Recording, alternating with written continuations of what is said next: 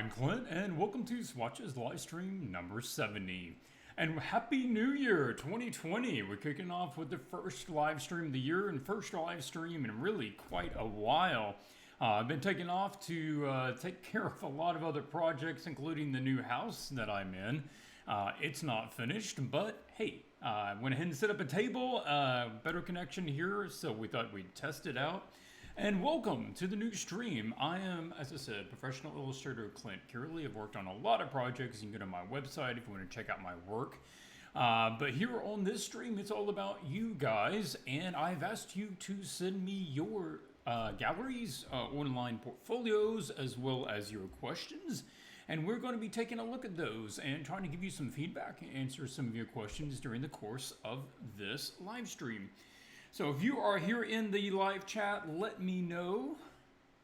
And okay, I'm just checking my settings here, and it says use keyframe frequency of 4 seconds or less. Okay, well, I'm not going to restart the stream in order to accommodate that, but I will keep that in mind for next time. I'm not sure why it did not give me that earlier when I was actually testing it. But we already have some people in. Good to see everybody. Anna, Thomas, Nuo, Hobbit, Michael, Igor. Good to see everybody. Yeah, man, it's been a while. And Happy New Year. So let's see. Let's see, where's my navigator? This thing keeps wanting to jump in between the two sizes that I want. Let's see. Announcements. Happy New Year is basically number one. Number two would be materials course is coming. Materials course. Here on the right side, you can see that crystal. That is an example of one of the materials that will be in the course. I have one of the lessons going over how to paint crystals. The other lessons go over things like how to paint 3 different kinds of metals, as well as ice and skin and wood, and I guess there's 12 different major materials, as well as 7 lessons on principles and stuff. But that is towards probably the last, I'm probably 70% finished on that, 70 or 80 actually. I am currently putting together the exercise pages for that. Once I do that, then I'll finish recording the rest of the lessons, and I'll be able to get it out to you guys. Some of you have been waiting a long time, and I appreciate that. Christoph, good to see you. Nikita, Shane, how's it going, guys? Okay, anything else? Well, I'm not starting a art challenge right now, and so we're just doing portfolio reviews. I still am not moved in. I don't really want to start art challenges until I move into the house properly. There's not a functioning bathroom or anything right now, so I don't want to commit to being in here too much. Yeah. Okay, so I'll go ahead and jump into some of the portfolio reviews. If something else occurs to me that we need to go over, I'll try to announce it. If you are new to the stream, then welcome. I'll go ahead and put swatches.group is the Facebook group, and that will link you straight to the correct Facebook group. You can join out there. There's over, I believe, 3,200 people out there as part of that group. Very active, very supportive. And I'm going to just generate a number to see which gallery you're going to take a look at, because it is lottery style. We'll be looking at that one.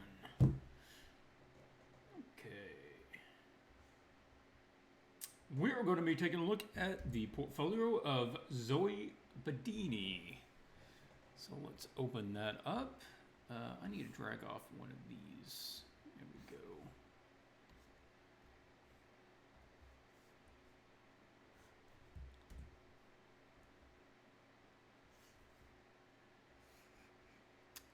go. Okay, so Zoe sent me her portfolio out on the Facebook group. That or on Facebook, on YouTube, I don't remember which. But she was curious if I could take a look at it. So let's walk through this together. And that's not what I want to have over there. There we go. So for these portfolio reviews, what I want to look at is major Um, is Zoe here? I don't know. A lot of people do not use their proper names as their YouTube names, so I don't know if Zoe is here or not. If I am looking at your portfolio and you are here in the live chat, then feel free to say something or comment or shoot me a question. Otherwise, I'll just give you some off the cuff observations.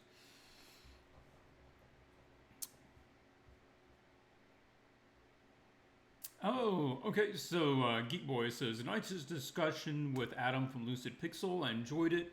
Yeah, I look forward to doing more with Adam and maybe some of the other guys again once I get in. But I'm waiting for some payments from my clients, and then I can afford to pay the contractor to finish the house, and then I'll get in here. Okay, so Zoe's doing a lot of fantasy work. We want to look for the major strengths and weaknesses of the work. Oh, we haven't done this in a while, have we? I have to get in the right brain set here. Okay.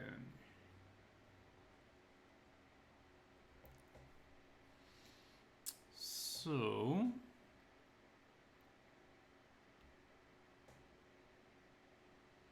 now this is, I do like seeing this, which is sketches, and then I can kind of see how they develop things in their mind.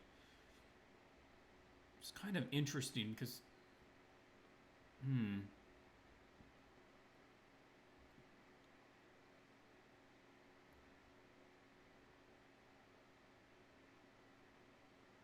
yeah, in this case, it looks like, man, I feel like the sketch here, oh yeah, I need to move this up because you can't see quite as far down as I can. Okay, here we go.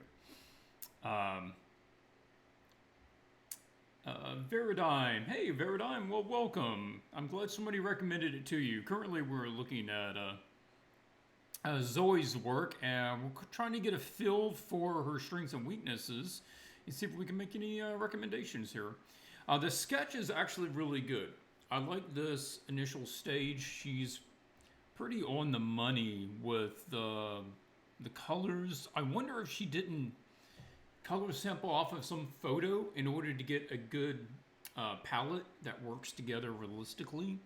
But once we get to this stage, it seems like she is going for kind of just the basic way of doing things. And also not making use of necessarily the innate possibilities that this image has. See, like there's all these cool shapes and little edges and stuff going on in this ice, and instead of making use of those, which could add a lot into your piece, she just kind of steamrolls right through them and says, no, it's going to be like this. Where I think you are actually, you would almost have more natural look if you can play off of some of the nuances that the, I guess what, I'm trying to think how to say it. If she were to have played off the nuances and randomness that the sketch developed, that she wouldn't have to actually paint as much, because all this good stuff is being said here, but then she paints out a lot of it and does it a different way. Also, not properly understanding, I think, how ice is working, and this is probably closer that it would be lit more back here, and it'd be darker up there. But okay, and same thing with these rocks. Like these rocks are very basic. There'd probably be a more interesting pattern to make out of them, or different kind of shape. Yeah. Okay, so let's go take a look at some of the other stuff.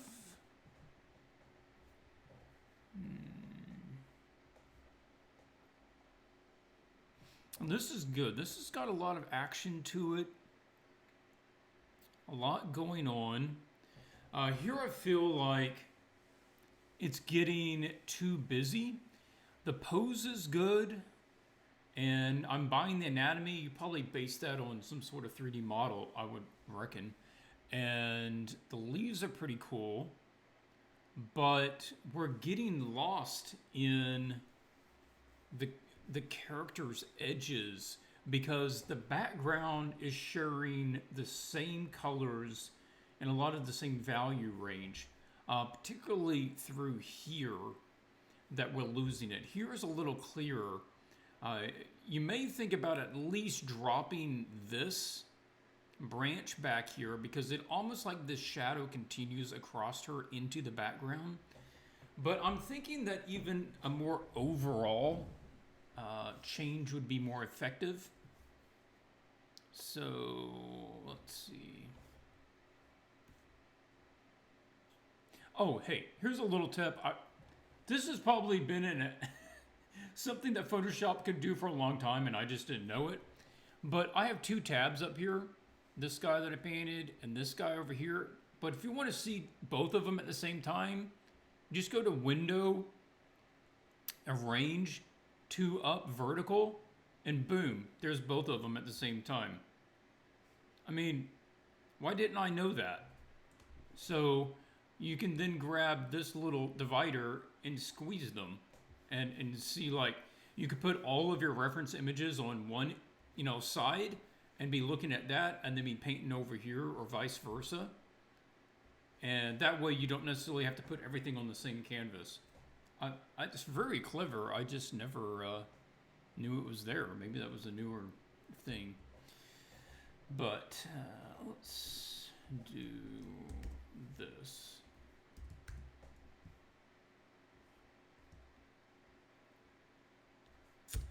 Yeah, that armor piece was an example for the materials course, but I think I'm going to just use it as a bonus. I ended up not needing it because I did 3 different other ones, and I didn't really want to have just 21 lessons. It was going to kind of throw things off. So I imagine I'll have it as a bonus lesson, like if you buy the materials course on launch day or something, that you get this extra one with it. So for here, we're losing a lot of clarity, certainly along that side. So I'm going to suggest that you try to simplify things. I like getting rid of that guy to start with.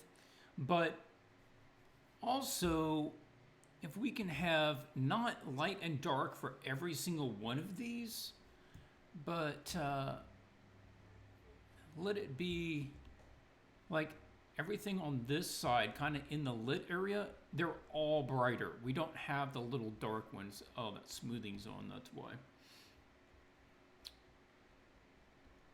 So all of these are being lit along this side. And then maybe this background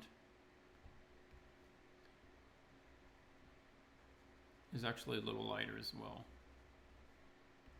So this is one of those that it works fine if you're looking at it large, but if you get it very small, then you start losing the clarity of the image. It doesn't hold together small well. So what you want is to create larger gradients of color. And same sort of thing here, like this is nice, boom, hitting that with that light, cool. But then let it have a gradient as they begin to transition into the shadow. And then maybe behind that tree they jump, and then they jump into the dark. And then up here we've got just a bunch of black, and that doesn't have anything, any visual interest to it. So for these, they're not really black. Something does not actually become black very easy. I mean, just because it's in shadow doesn't mean that it's black. Your eyes have a much broader range than white and black, and even in the shadow tones. So here we kind of pop that up, and again, we want to keep those away from black. Same thing here is we want to like bring this up. I'll try to just paint it. Some of that warmth might be getting on her. You have a really cool shadows here, but I'm almost thinking that you could go a bit warmer. We can just bring up some of those. And this certainly needs to be brightened up. There's no reason that would be black. We might be getting some, you know, close to black tones back in this hair because it's in shadow and the hair is dark and it's a little occlusion spot. But this area, nah, not happening, man. We'll go ahead and bring that value up a little bit. So much more like, now that leaf there right in the hair, might as well take care of, you know, getting rid of that because that's just going to mess stuff up. Again, we don't necessarily need, okay, that's coming off of her head. That might even need to be a little more clear. And if those things are being backlit, maybe you can continue some of the same color from the top of the head. But, I mean, that's the idea, is you're just trying to simplify it, look for these big tones of, you know, warm to brighter, back to shadow, and easy, big transitions. That's great. Never use the 2-up. I prefer to drag it out into a separate window. What does smoothing on the brush do? I never noticed a difference. You're not the only one, Geek Boy. You mean like on the brush settings, smoothing? I have yet to notice a discernible difference between those. I would need to go watch a video. Maybe it tells me something, but I don't know. I usually have it on, but I've never messed with it. Someone who knows more about that than I. Sorry. Okay. Let's go and see. That was a good point to cover. Well, this is another one where we're jumping to black and we're losing a lot of clarity. So let's pull that over.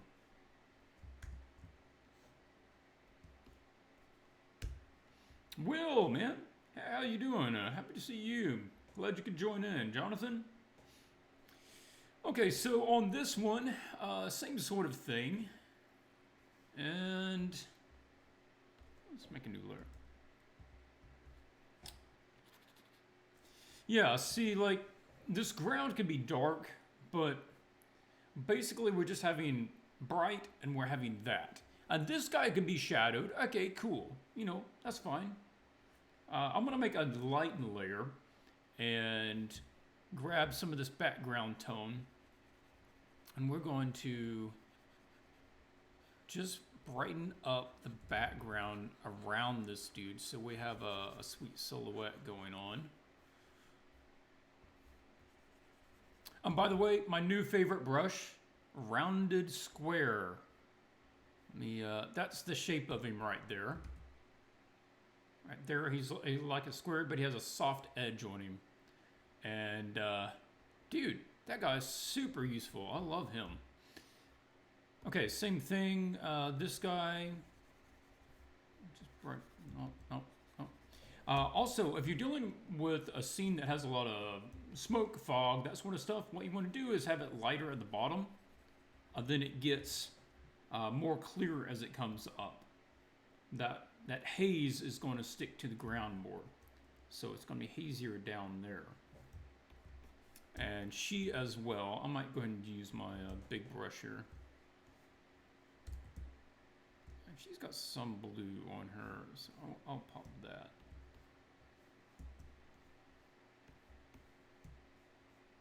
And same thing, she shouldn't be black because there is atmosphere between me and her, and that atmosphere is catching light, particularly an atmosphere that is as foggy with as much particulates as this one has. So it is going to soften her out as she goes back. So I'm going to grab something off of black and go over her.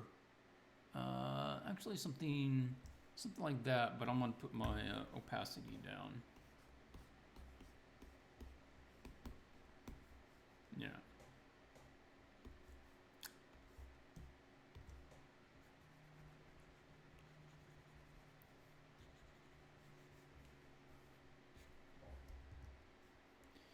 And we can go ahead and take off some of the overpaint there.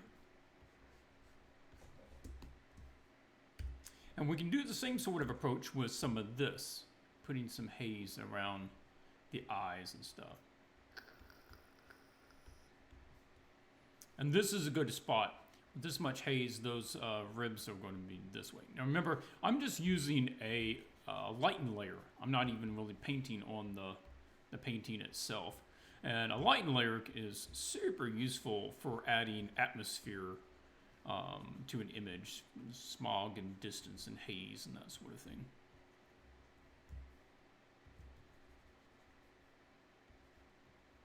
Your house looks like an insane amount of work. It is I wouldn't say it's insane, but it's a decent amount of work for sure. Got a good price on it, but it's kind of because it needed a lot of work. So that's better, and depending on how you're feeling, like you could pop more tones into this. I mean, I probably would. I'd probably develop it a little bit. Not so much that you lose that nice silhouette, but that would be needed. And I mean, you can come in here and add more lights if you wanted to.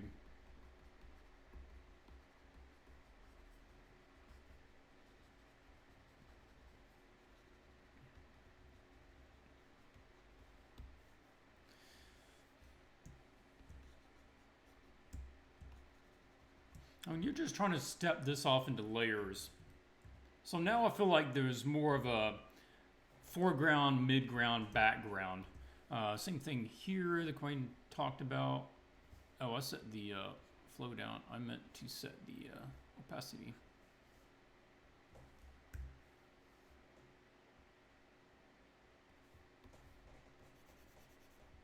So here, like on that guy, I want the bottom of him to be lighter. And the top of him to get a little darker. And then carry that over to these shapes. The top of those shapes are way more interesting than the bottom of them. So we're going to just let the bottom of them fade out.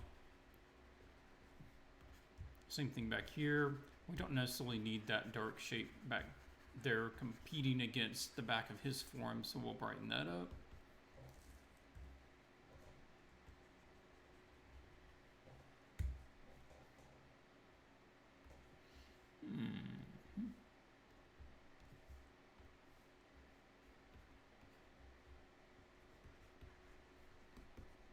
Don't really need the fuzz brush for this, but I'll just throw it on there.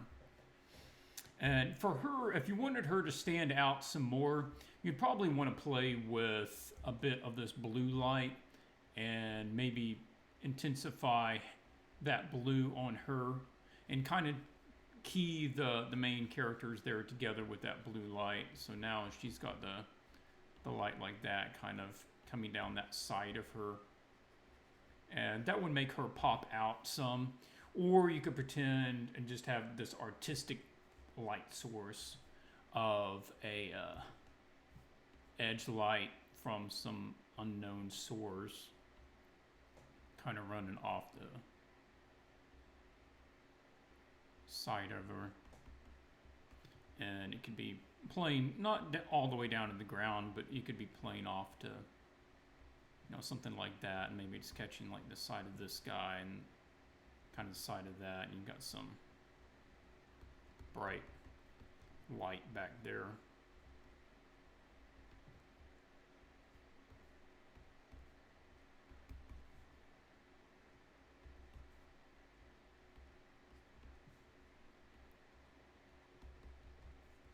Then this guy wouldn't be catching it because he has such a good silhouette to begin with, and we don't necessarily need to change anything with that.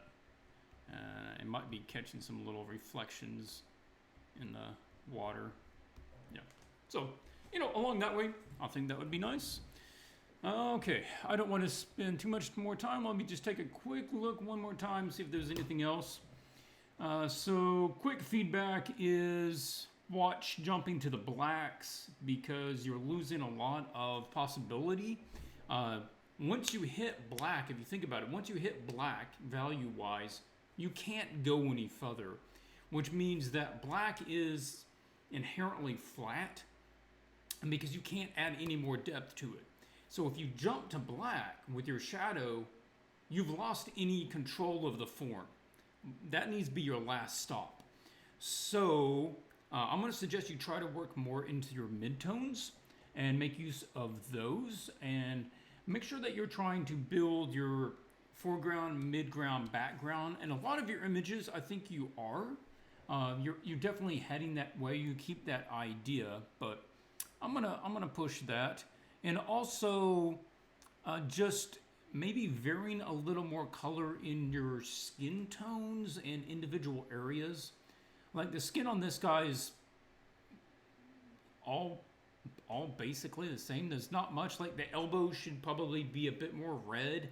Hands are generally more warm and violet than the rest of the skin because there's more blood vessels ending at that place. The nose is normally more red, the eyes slightly more violet. Those sort of skin tone variations are going to make a big difference in the believability. And like something like this, look for ways that you can put in color variations on this thing. Like different parts of an animal have different tones, again, depending on the blood vessels and all that stuff. Desdemona, you late? Not very much. We just looked at one portfolio, but we're about to start looking at another one. Kazuma says, Clint, what part of painting a bit do you enjoy most, besides blocking in the light and colors? I do like the concepting, and I do like playing with the light. And I was like less of the color and more like the light. I think that's something that's always intrigued me. I'm eating peanuts, and I like that as a snack. What else do I like? I'll say people, just generally, if you're kind of talking about subjects.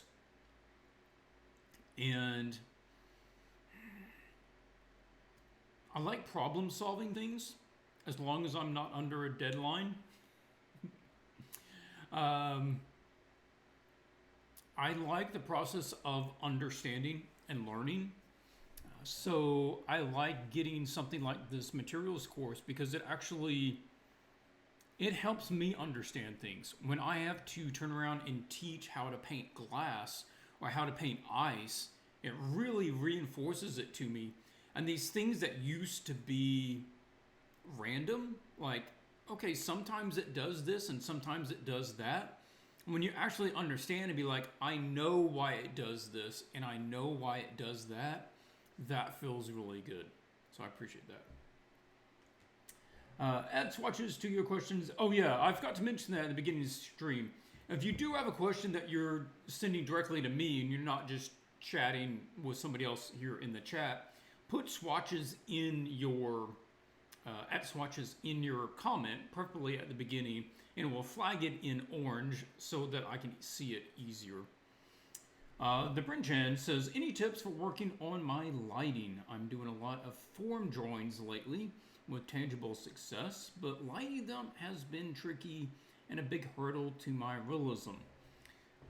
Any tips for those? Yes, with lighting there are, let's go ahead and move this out of the way for a second.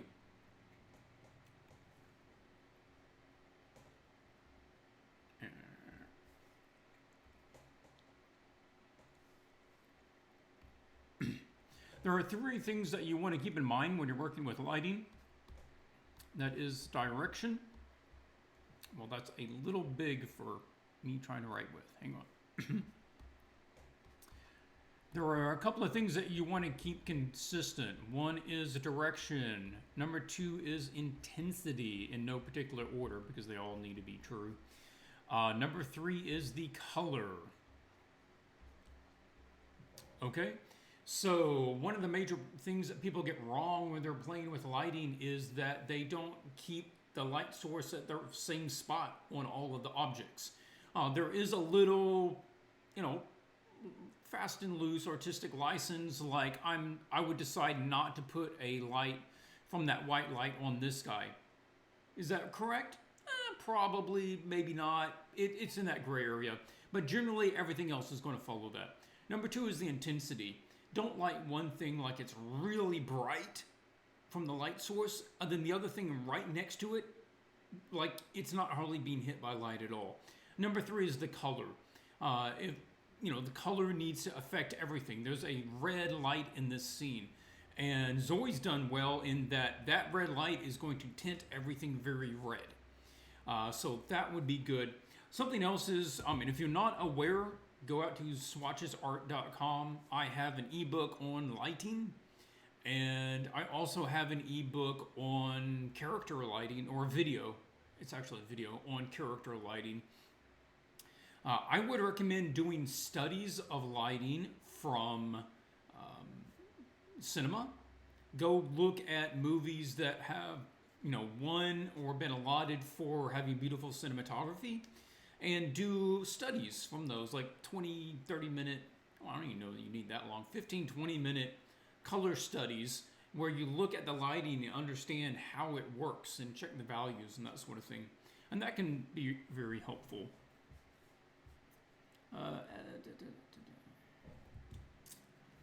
How many people do we have in here right now? 73. That's awesome. I wasn't sure, start a new year, haven't done it for a while. Okay, time to look at, we had some submitted questions. I want to make sure I get through some of those. Joven had asked, and I don't know if that's Hoven,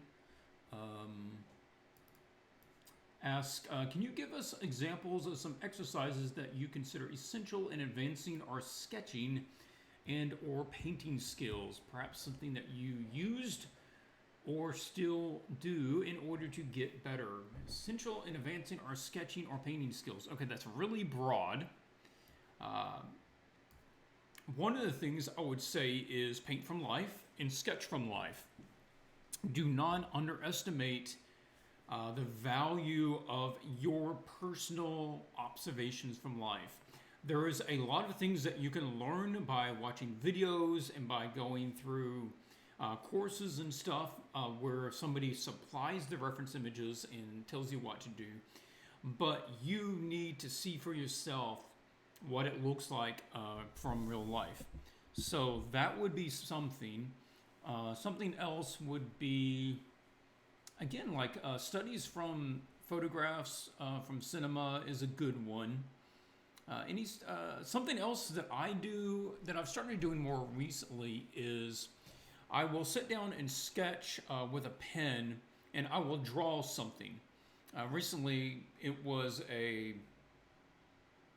like a tuk-tuk. I don't know the proper name for it, but it was like a tuk-tuk from over in Asia, where it's a one wheel in the front and there's two wheels, but this one had like a box end on it, like he could carry stuff. And I sketched that in pen from the photo and kept it very accurate. And then I got rid of it, and then I didn't look at the image, and then I drew it again from a different vantage point. So I learned that shape and those forms, and I paid attention to what forms they made. And right now I could probably sit down and redraw that from any angle and be pretty close to the original. So that one's a really good one as well. Will says, I got the book Alla Prima by Richard Schmid for Christmas. Have you read it? Yeah, I've had a copy of that one in my library for, 22 years? 20 years? Somewhere along there. Yeah, that is one that's definitely recommended. Richard Schmid he's top level painter. He's one of those who has a lifetime mastery of painting. He hasn't put in 10,000 hours. He's put in 40,000, 50,000, 100,000, somewhere way beyond most people. And if you haven't picked up Alla Prima, I do recommend it. It is generally pricey, $80 and up from there, but very valuable.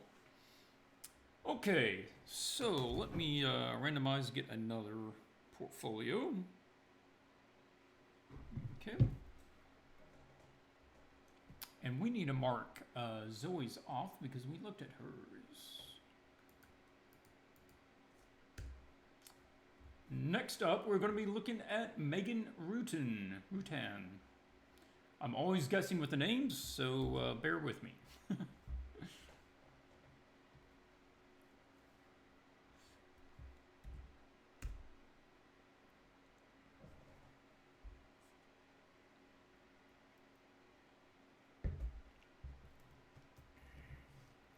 Northern Dream Paint seeking help for chronic drawing habit. All right. I have troubles moving from loose drawings and paintings to get something more finished. Any advice? Moving from drawings and paintings to get something more finished. Alice, if I can read into your question a little bit, I think one of the reasons that people often have that problem and hit kind of a wall there is that they don't have enough good references. And I'm going to say that there is a good likelihood that's what's going on because I see it so often. And it works out like this. You know a certain amount of things. You know how to draw a certain amount of things. You understand lighting and color to a certain degree. So as long as you're doing more rough sketches and painting, what you know is sufficient to carry it through. And you don't necessarily need that many references to accomplish it. But there hits a point in the painting process where what you know, just in your head, filed away, is not sufficient to take it from where it is to the finished image. But you've gone this far without using references because you didn't gather the proper ones or create the proper ones to begin with. And now you feel like, you've done it this far. Why would that be an issue? Well, it would be an issue because you've maxed out what your brain has filed. So I'm going to suggest make sure that you are collecting and using enough good references at the beginning of the process so that you don't hit that wall when you get halfway, 60% into your painting, because those extra ones are going to take you from there to the 100%. Because I tell you what, real life and realistic things, complicated things are just that. They are complicated and nobody knows everything. So make sure that you're doing that. If you want to see, I have a product on that. It's called Painting Process. It's a video. It goes step by step. I give you the PDF showing step by step exactly what you do at every stage of the painting process, what not to do. And if you were to follow that, then you would have probably a lot easier time overcoming that hurdle because it just shows you how to focus on what you need to at each step. Okay, so Megan, let's take a look what you're doing here. Obviously, I recognize some of Megan's work. Yeah, Calypso, that was from one of our art challenges. And let's step through some of the new stuff. I don't think I've seen some of these. Okay, you were doing another character design challenge for a different group, I guess, on Facebook. Very cool. Centaur. I don't know. I don't think I've done a centaur besides just, random little sketch. I've never done a proper illustration of one. He has like almost like sports shoes on. Interesting. Okay.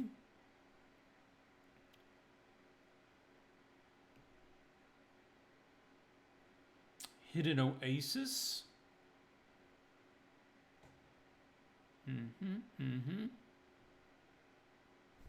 Oh, do we have a sketch on that one? I want to take a look at it.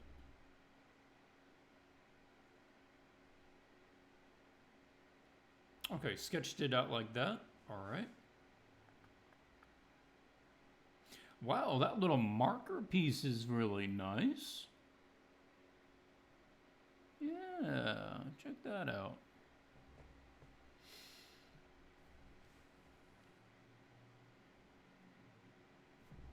Okay, again, per usual, I'm wanting to flip through to see consistencies across the portfolio for a second before I make observations.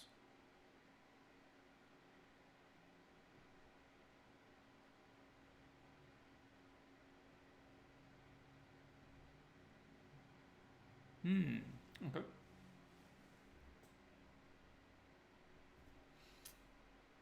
I thought he came out with a really nice look on that. A lot going on her, but it works. It fits together. She seems like a very cohesive character. I like that. Beast Rage, contribution to the Riot Game Creative Contest. Oh yeah, for Warwick. Yeah, I never really did play Warwick, but man, if he got on here at the right time.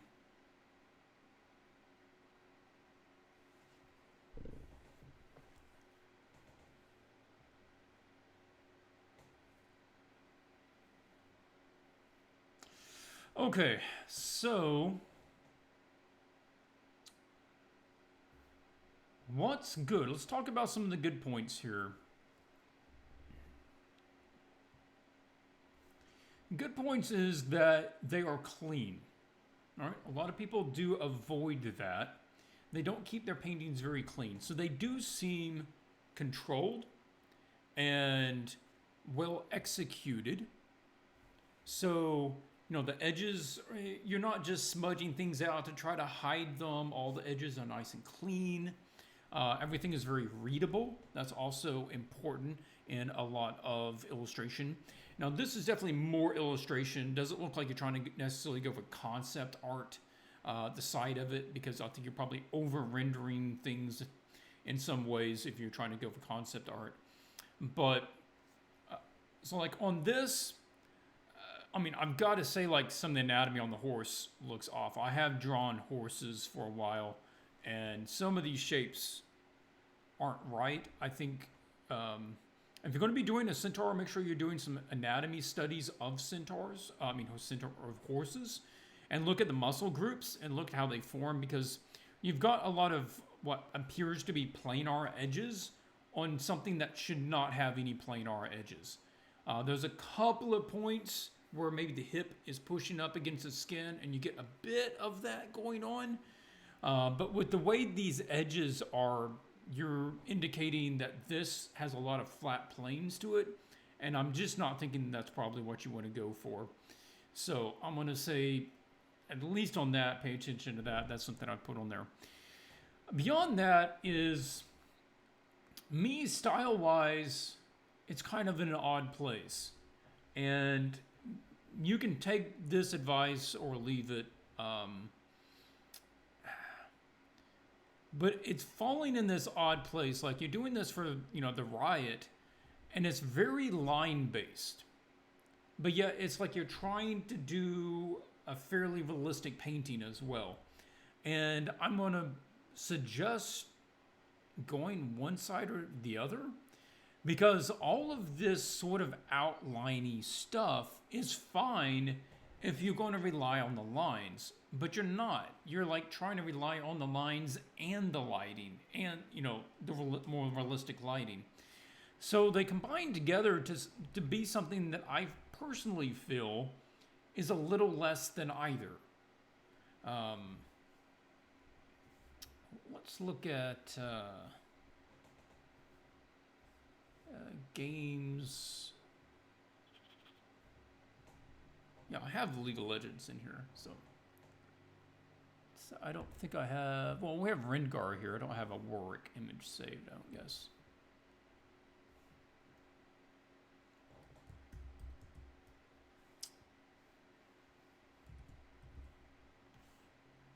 So here we see one that,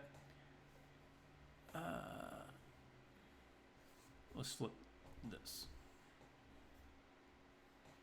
So there is an image for Riot, and this is what you have. And so that's sort of the bar that I'm going to hold you to. If you're going to do something for a game like that, if you're going to try to capture that feeling, then that's what I'm going to be looking for, you know, if I'm the art director. And just as a viewer, I'm sort of going to equate it to that. So here we've got a lot of outlining, and it's just a lot of black where you're just kind of drawing shapes. And over here you see the real development of the form and not relying on that as much.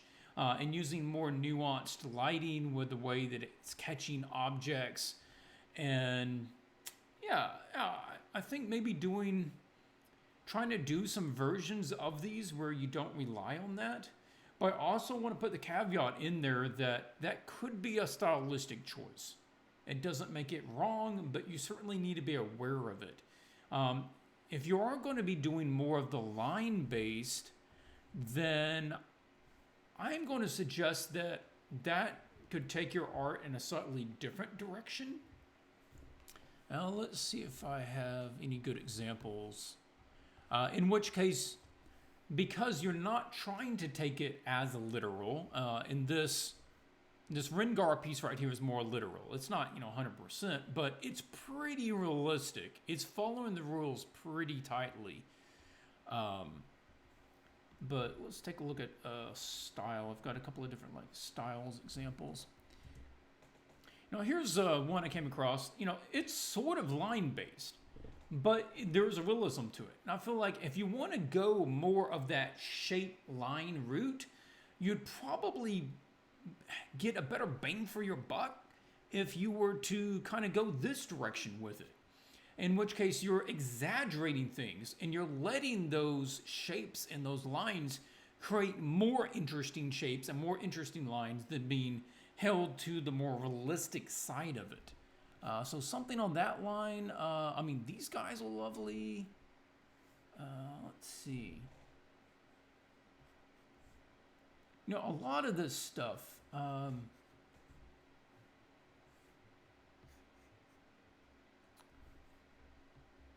Even going into more like a comic art, where it is line-based, and basically the colors are supporting the lines. But because it is comic, they are stretching things a little bit. So, it not necessarily a paint over there, because I don't want to take your art in a direction that it necessarily doesn't need to go. But think about where you want to go with it, because otherwise, if you want to go for more realism, you need to look at doing more studies about lighting. And because the lighting on this is very arbitrary. It's not consistent with the scene. There's a lot of light on her, but there's not a lot of light on anything else. She seems particularly warm in a place that is warm lit, in a place that is very cool. Somebody is at my door. Hang on.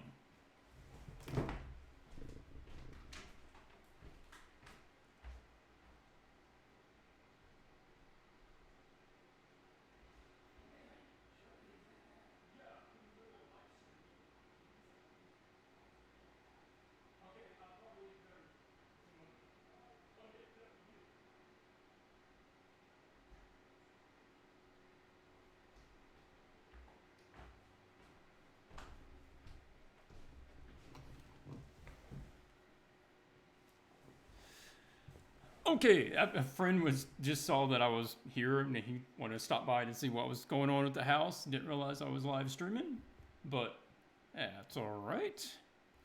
Okay, so yeah, like I was saying, if you want to move to a more realistic side, then I'm going to suggest you doing studies from, just do some studies from photos, particularly of faces, because you have a tendency to really line everything around the face. And try to do it with just tones and using like a flat brush. Let's see, I've got like this guy's nice because he's an angled brush. And you start thinking in terms of angles and not lines. And do studies, like color studies of lighting. And another place that you might want to do is just doing some landscapes, not worrying about necessarily having to get likeness from a photo of a person. Just do Google images and find some place in Scotland and just do studies of landscapes like that, where you're establishing things with just tones of color. Yeah. Okay, I think that's good feedback on that. There's been a lot of questions, so let me run up the feed here a little bit and see if we can answer some of these. Have you considered creating a comprehensive course or book that will take a complete beginner from learning the most basic fundamentals to creating a polished, fully painted composition? Yes, I have. And I would like to do that. Basically, from beginner to your first finished painting, But these things take a lot of time, especially when you're already working full time. And so I've been working on this materials course for 4 months, and a full comprehensive course, we're talking about probably multiple years, at least a year to do a course like that. And unless I can make enough money that I wouldn't have to work during that time. But yeah, hopefully if the materials course does well, it will be able to fund me to do some other courses, and I would love to do a kind of a beginner's course where it throws you all the fundamentals and you get that down, and then we get the fundamentals and we turn that into some illustrations, like some mock book cover illustrations, that sort of thing.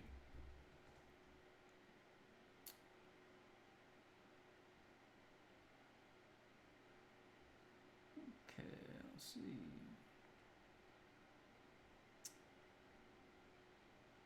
Can we submit portfolios live or the Patreon or something like that? Probably not live. I'm not going to go back and read all the stuff in the live chat. But if you want to leave your portfolio in a comment, let's see. Probably not in the... If you want to leave it in a comment to this video after it's posted on YouTube, I will try to grab it. Or put it out in the Facebook group. It's more likely to get grabbed if it's in the Facebook group, and I'll add it in.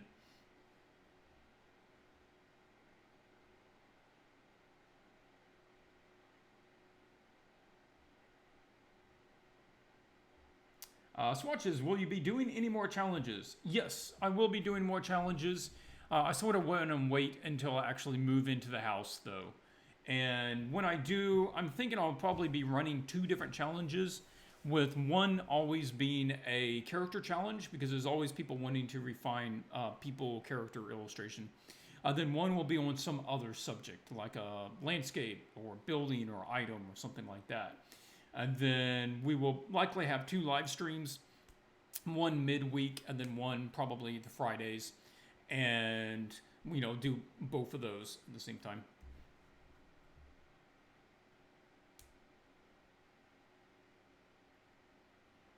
God feels less important to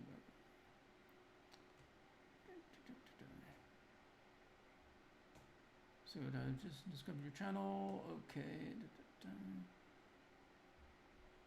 Don't you think that you could have started illustrating sooner than the 2 years to create your portfolio? What would you have done differently? Could I have started? Absolutely.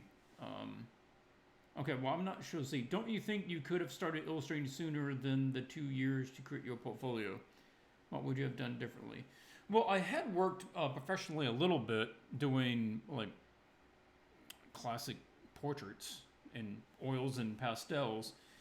Then I started working as a graphic designer for a number of years. And yeah, I wish I would have not stuck in the graphic design as long. Would I have done anything differently? Probably not, because I think I was probably trying to make the best calls that I could at the time. I don't think I made bad calls there.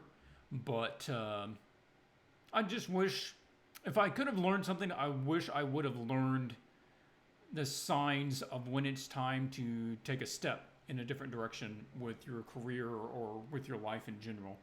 So that was the main thing.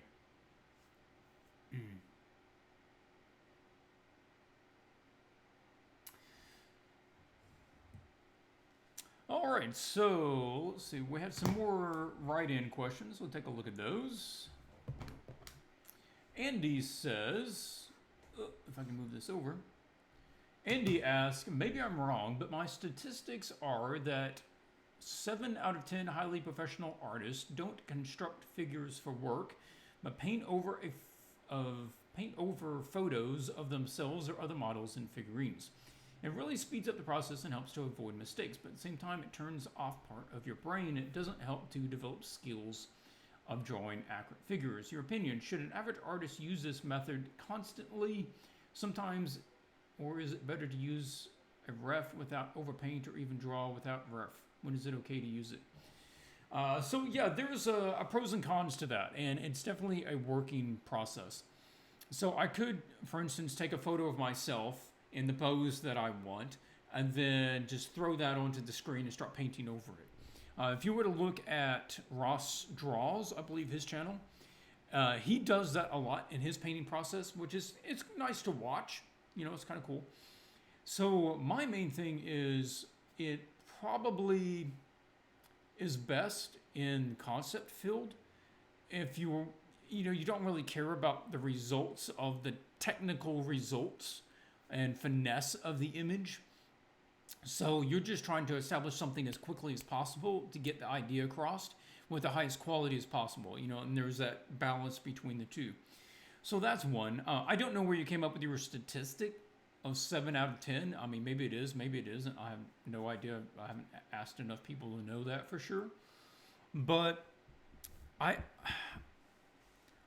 don't know that painting directly over it is as common as you might think. I think basing it on a photo is very common. Yes, if you were just painting over it, you could be kind of turning off part of your brain. But on the other side, you could be using it to just enhance the image.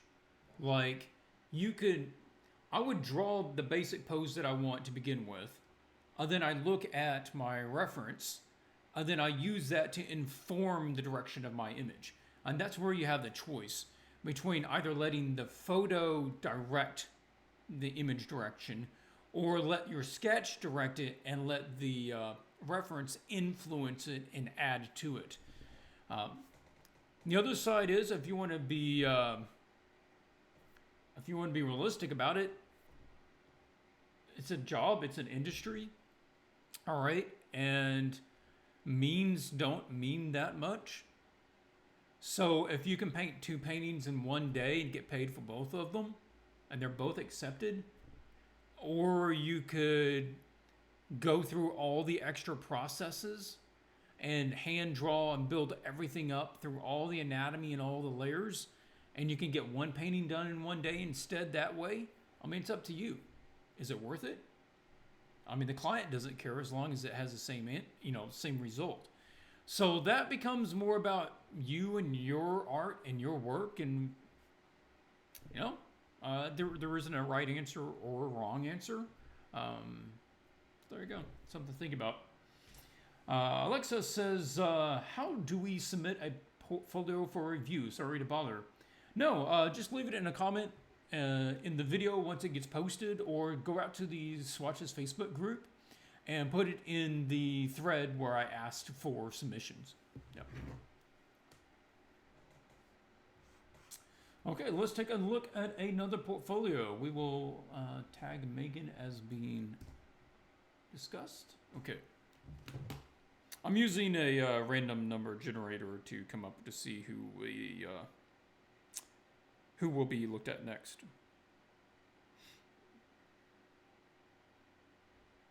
But my phone is not responding.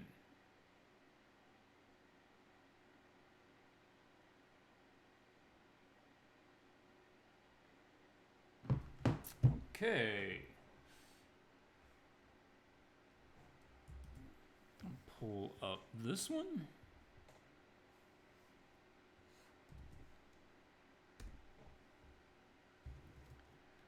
All right, I'm not even going to pretend I know how to pronounce that name. Apologies, but there you go. That's who we're looking at. 2D artist, concept artist, illustrator, based in Montreal, Canada. Frollo, the Bounty Hunter, and Archdeacon. Okay.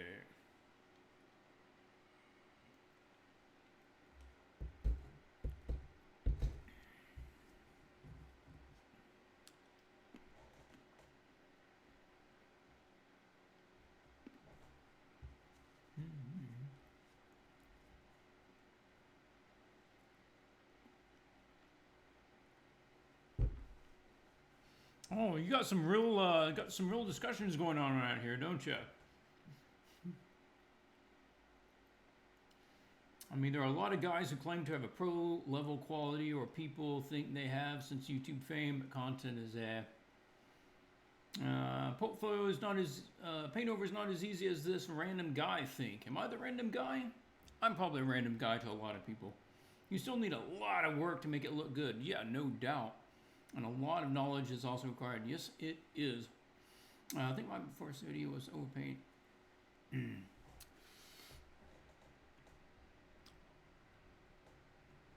Okay. Mm-hmm.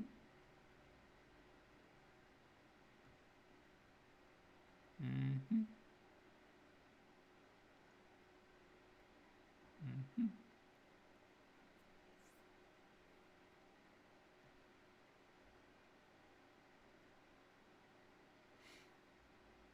Mm-hmm.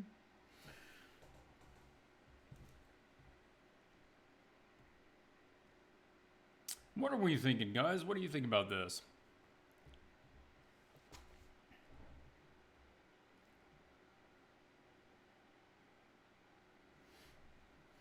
Yeah, we're not doing a lot of overpaints, I guess, so far. I've got a bunch of videos if you want to go see it. I've got a whole library through Patreon, video library that's got dozens of them where I spent a lot more time really going into it.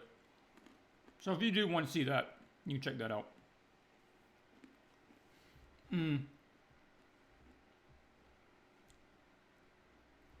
you're just curious, my work, that's some of my work.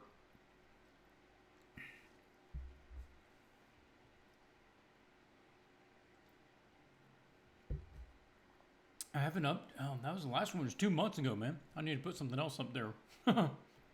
I do like this one. That's one of my personal ones I did a while back. Yep. Okay, so on these, another one very clean. There's, if this is being used for a game, I can really see it being working like a board game, and you got the card, and you have Frollo the bounty hunter. Or if this is even being handed to a 3D modeler, it works because it's so understandable what's going on. If you put it in my hands, what would I suggest? Like here, this bright, like neon light is really odd. I mean, if you want that in there, that's fine, but you kind of need to carry it throughout the piece.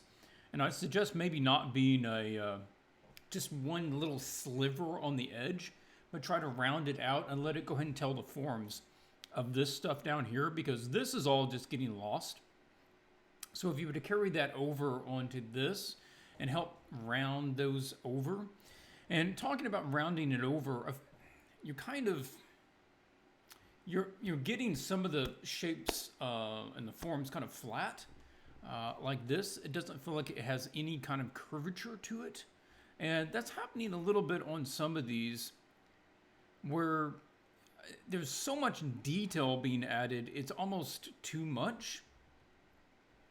Like we've got stitches down here, just every little thing is detailed. And, in my mind, I come back to details don't make an image.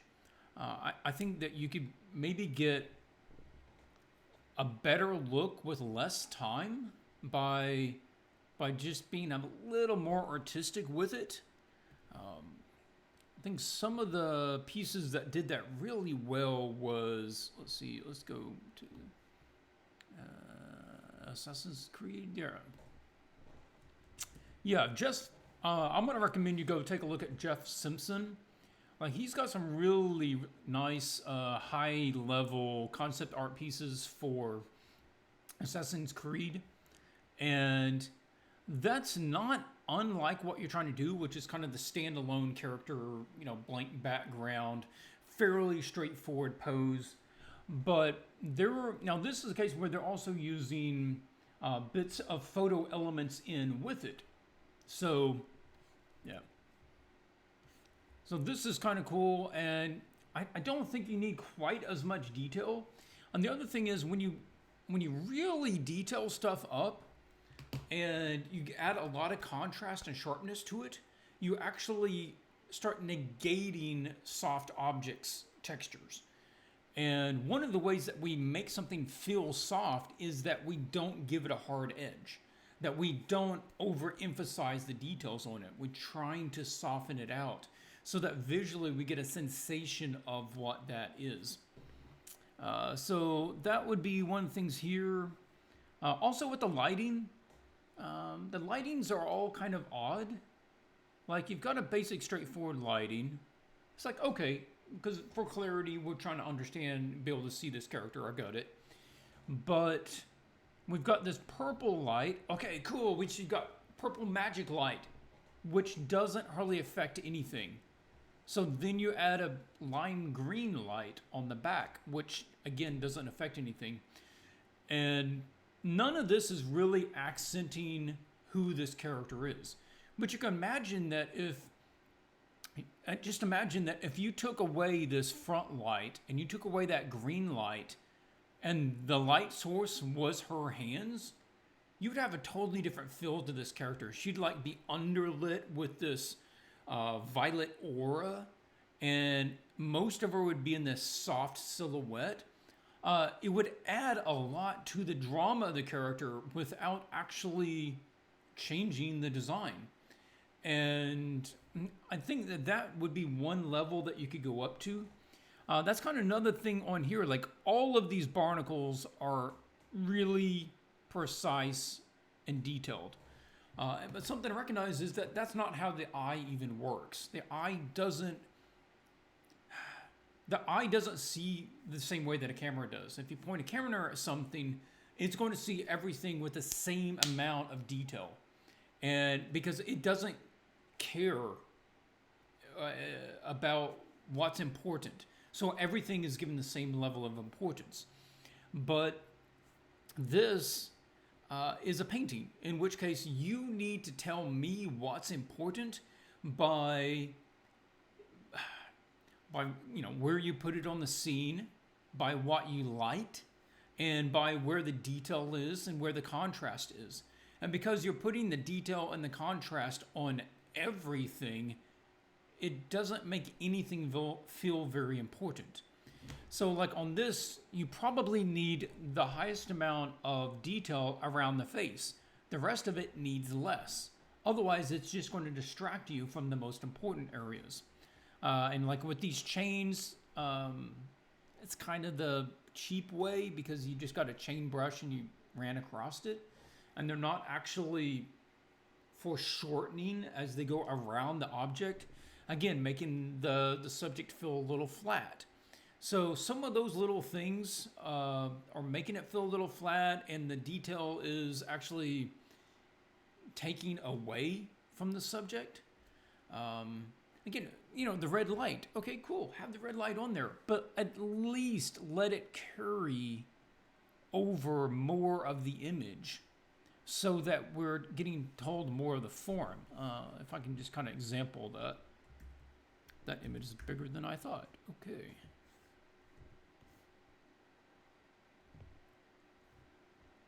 Let's pull that up.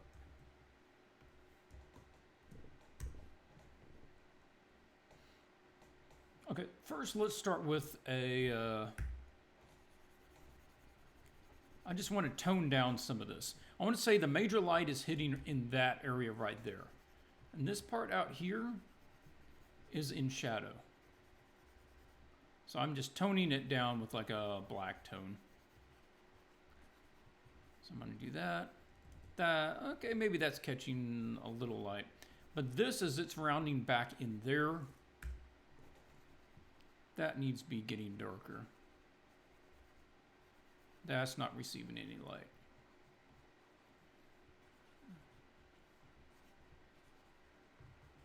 Okay, and then we have like this red light.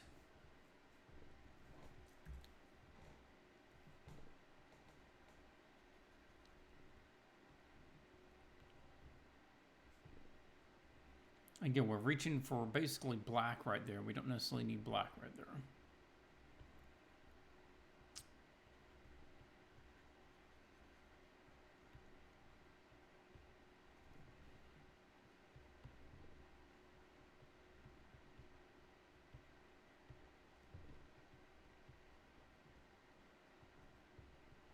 And we're trying to let it go across these forms. Thinking about the cylindrical shapes or the spherical shapes, whatever those shapes might be that is falling across.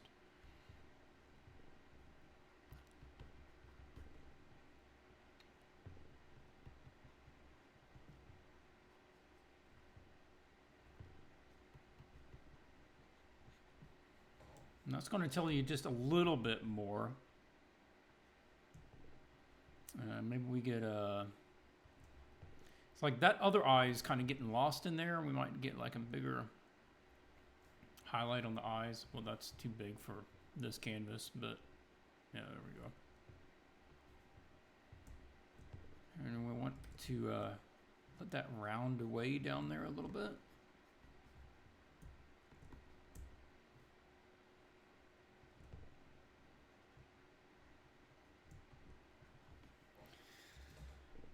Just trying to add a little more drama to it, you know, that sort of thing. I mean, I still don't know that I would go with the red on that, but, you know, yeah, along that line.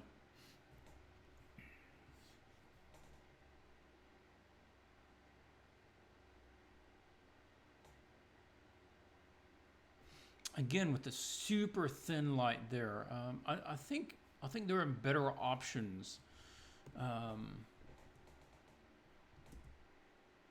That's a 3D model. Something like that. I mean, that's nice. You can have the sense of lighting. You can tell the sense of form on these. And I would suggest going out and looking at more of those, even if you don't want to use like photo elements to it. But this is all staying basically the same value. That seems kind of odd. Then you've got a... No, that's not what I meant. You've got like a top-bottom shadow thing going on, which comes off a little odd. It's like all of the edges had this almost the same kind of shadow. And it comes back to not understanding and conveying the forms, the three-dimensional volumes of what's going on.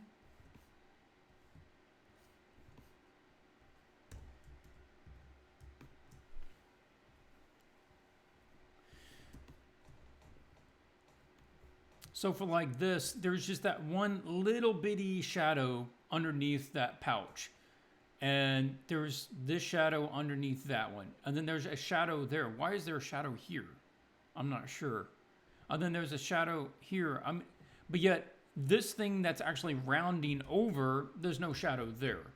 So the shadows aren't really consistent with where the light is, and it's also not consistent with the brightness. So like here on the face, I mean, even though she's fairly pale Caucasian, that's a fairly bright light to create that much contrast with that clear of a cast shadow. But yet, this doesn't seem to be very well lit. And this doesn't seem to be nearly well lit. I talked about, you want the direction, the intensity, and the color to all be the same, as well as the focus, but we're not really talking about that. And don't be afraid to let certain sides actually go into shadow. Like this side of her is probably going to be basically in shadow. This hand is basically going to be in shadow. That's not going to be receiving any direct light. And this thing is going to be in shadow. It's okay if things are in shadow. It actually helps to tell the form of what's going on.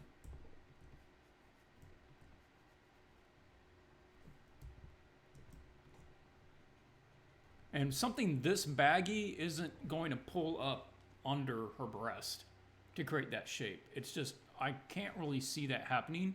It's already being sold as being so baggy.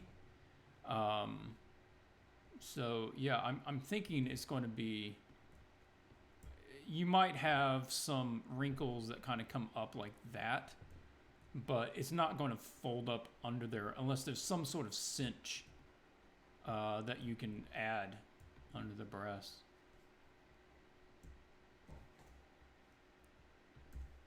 Now, I'm going to use a dodge tool on highlight. I'm going to see, so like, can I do protect tones?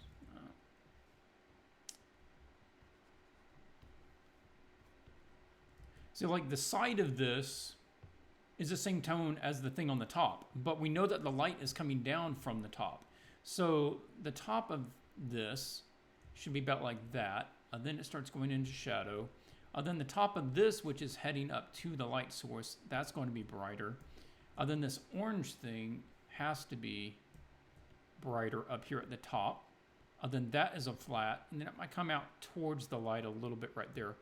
And this is going to just really, in order to get to that next level, you're going to have to start thinking more three-dimensionally and have to pay more attention to how your light is working and how it falls across the forms and try to tell that rather than just letting all the shadows be really basic. Like this is probably going to have a bigger shadow because it's off of that more. And then it's also going to bend depending on how those folds are going. And then that's going to be folding up to the light source a little bit there. So, you know, trying to do that sort of thing. Hopefully that helps.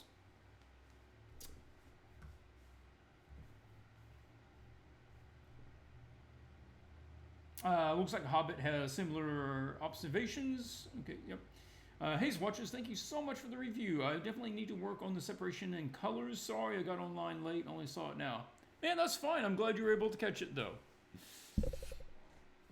Okay, any other observations on these? I think that's the main ones. Again, you guys can see it, right?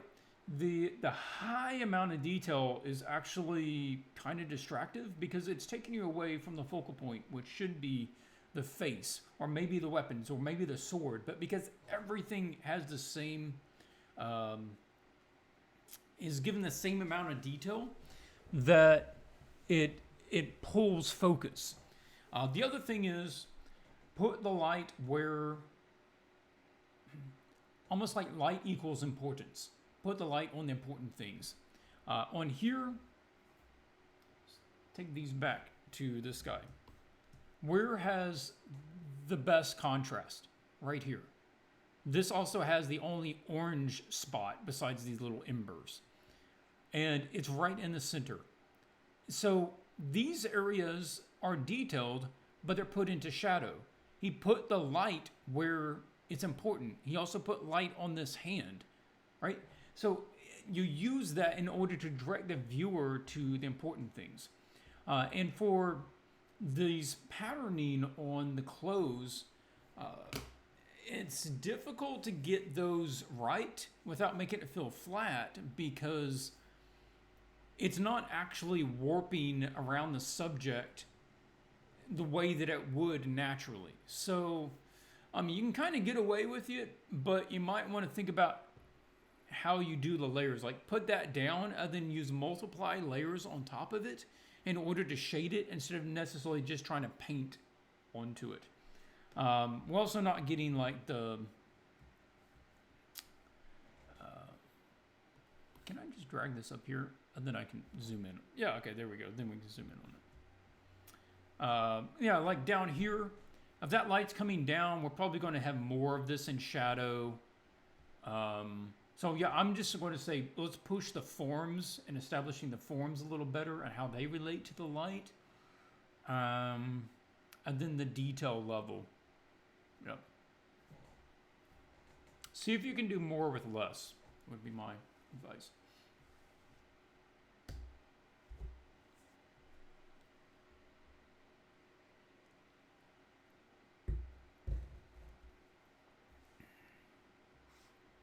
Andy asks, based on your personal experience, what payment systems are needed for a worldwide freelance artist? If possible, please mention cases of Wizards, Applebot, or personal book cover commissions. Thanks. Personally, I run things off of Quicken, which is a really standard small business,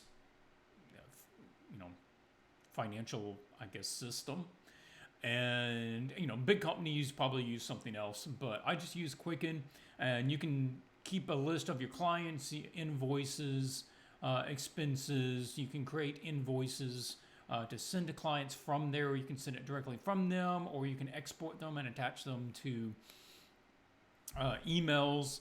Other things you need to do is have a business account separate from your personal checking account or savings account, and that would be important. I do recommend also having a PayPal account connected to your business so that people can pay you online through PayPal. That's really handy. Sometimes businesses, some of the big companies will want to pay by check, so make sure that you have obviously somewhere that they can mail that to. Let's see.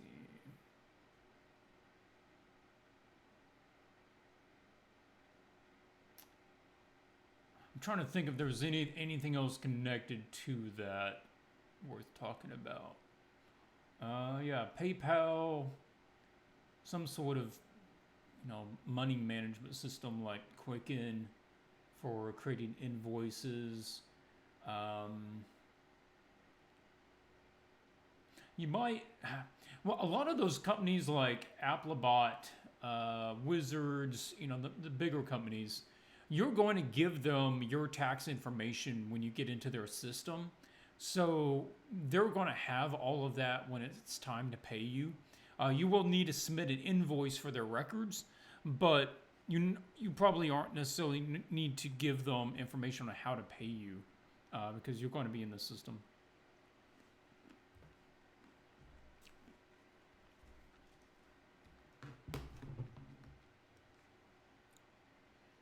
Okay, next one is right here. The next portfolio we're going to look at is Gaia Cafiso.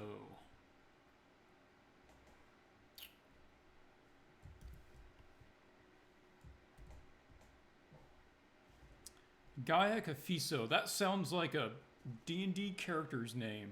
I am Gaia Cafiso. Bologna, Italy. Okay, so international. And we have a mix of mainly fantasy, a little science fiction in there. Portraits. Okay, cool. Cyberpunk 2077. Self-portrait. Nice. Yeah, if you've not played, she was saying here, it was really fun playing with neons and saturated lights. If you haven't done that, it's a fun thing to do. You get to push colors in ways you normally would never get to push them, using just these absurd colors for skin tones and stuff. So it's something fun worth experimenting with. Okay, looks like you got a photo element in the background. Did your self-portrait over that.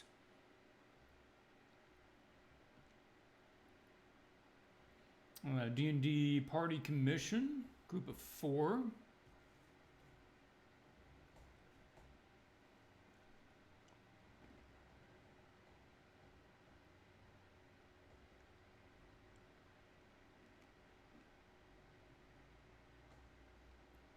Medusa's glory, personal peace, giving Medusa her dignity back. Remain graceful and strong.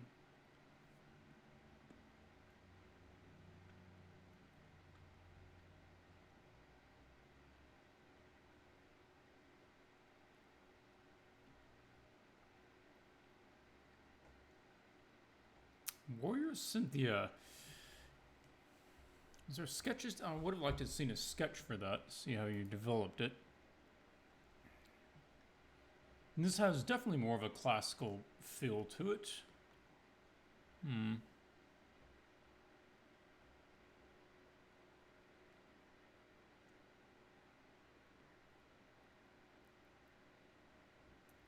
It's like experimenting with some brushes. Yeah, a daily study. Okay, you'll probably play around with some brush options there. That's interesting.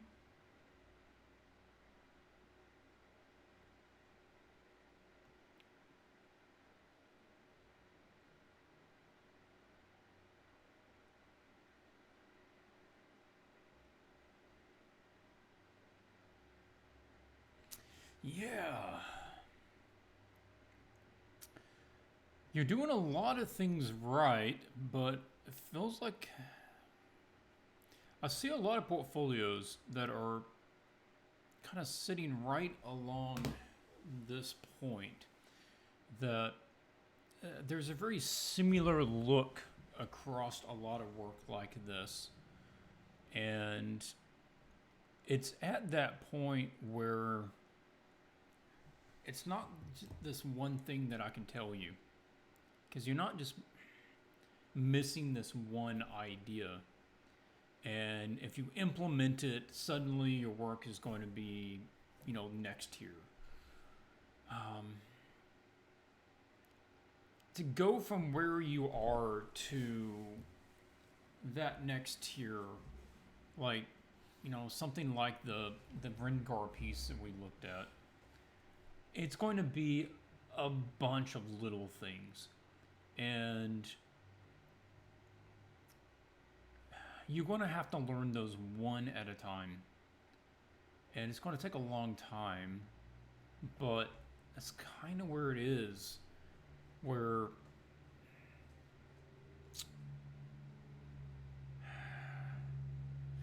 I can mention some of them. Okay, so I can mention some of them of things to kind of keep an eye out for, but it's just several of many little things that collectively add up to big changes. One of the things is the use of textures. I feel like you're probably, I want to say, over relying on textures. It seems overly textured. And there's just this roughy graininess to everything. And it all has that same roughy graininess to it. And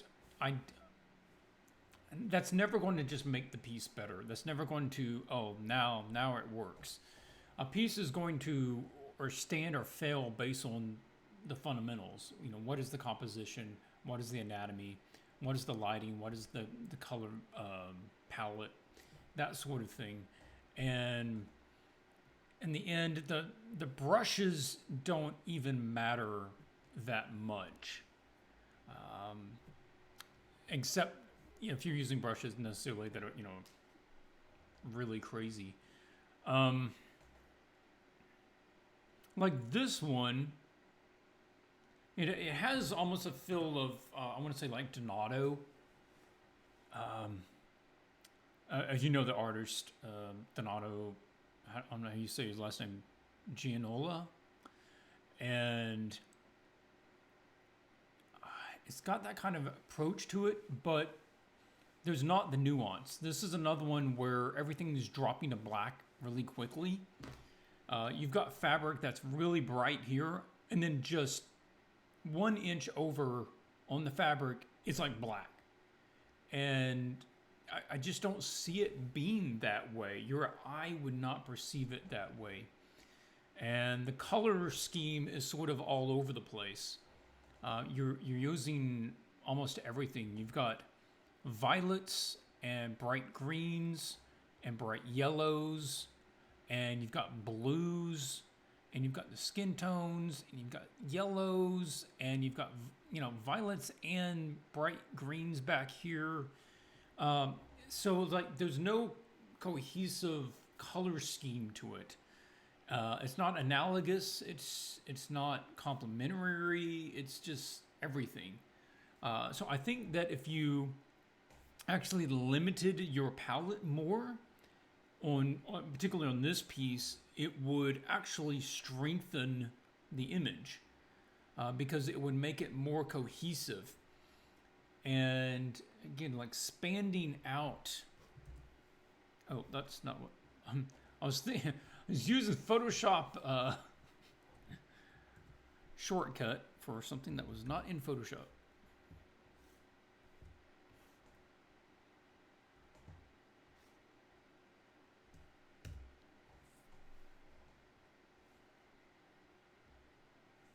Oh, where did OBS go?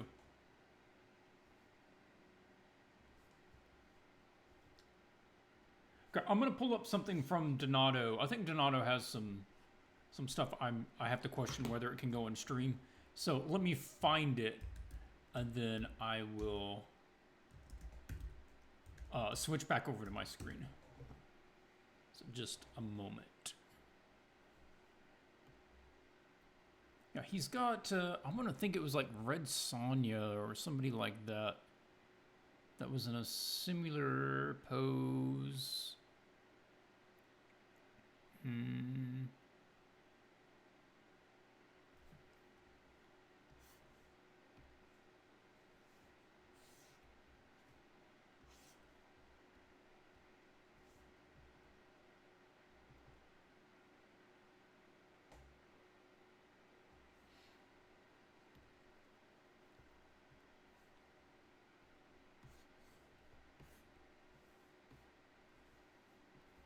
Yeah, sorry for this. I have to be careful about what gets thrown up on YouTube. It just takes a couple of people to flag something, and then that video is gone. So let me flip through here. I'm not coming across the one. There's a certain image. Oh, here it is. It's like I know that he did one of Red Sonja. Okay. So let's push that down.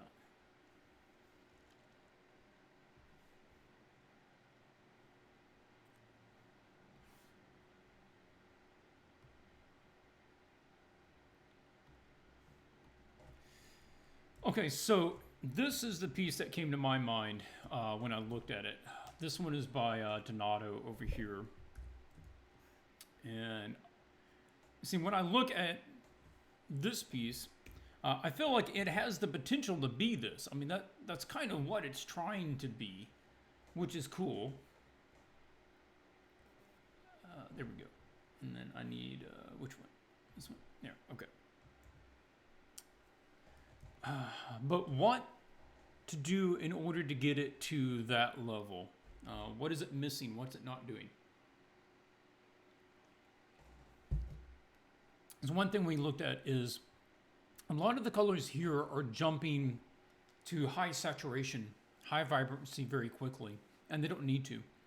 You notice that as things get more in shadow, like he has down on this bottom half of the image, that it is also lowering the saturation of the color.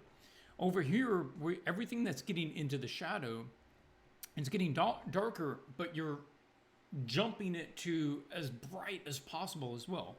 So we know the light source is over on this side. Actually, I need to make a new layer so I can draw over here. So the light source is here, but we've got this well-lit, like directly lit horn over there. Now we can look over here and be like, no, that's gold, but that, you know, that's more of what the horn could be. Looking for something that's white, you know, in shadow, something like that.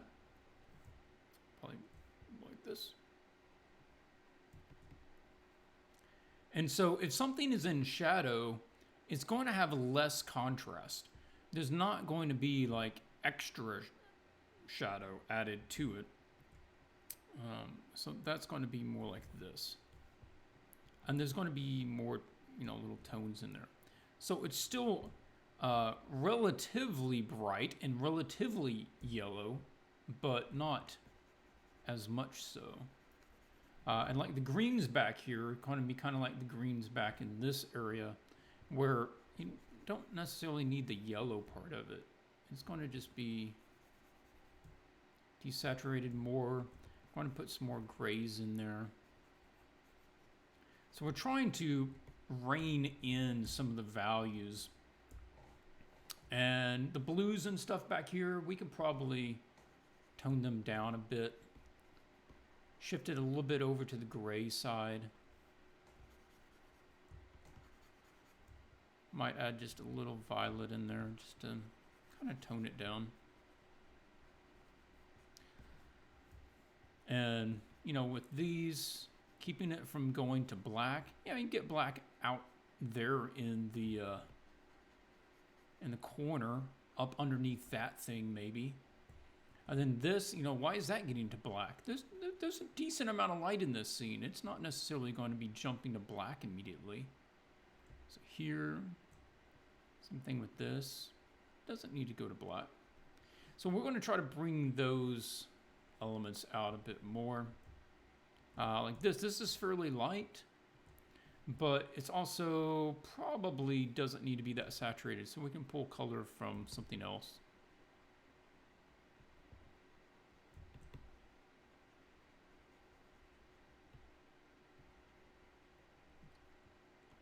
And the hair is, I don't know if he's supposed to have that, she's supposed to have that violet of a hair, but it seems really, really violet. I would think to tone that down to brown if there was some reason that they actually have violet hair.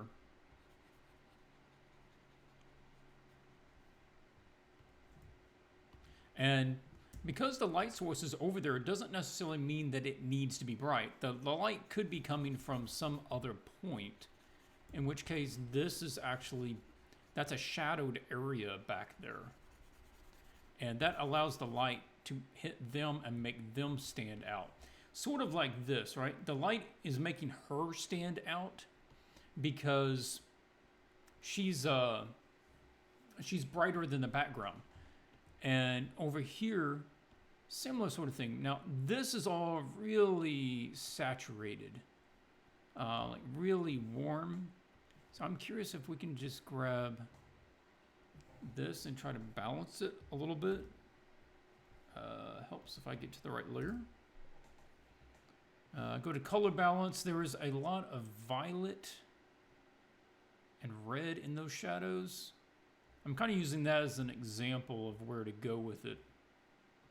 The midtones can have a little red to them maybe. But those shadows are getting too hot. So I'm trying to add the opposite. It had a lot of violet, it had a lot of red, so I'm pushing it down like that. I also want to soften them out a little bit.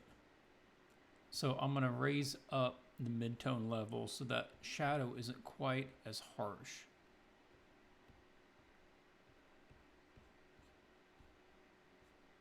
Now, see?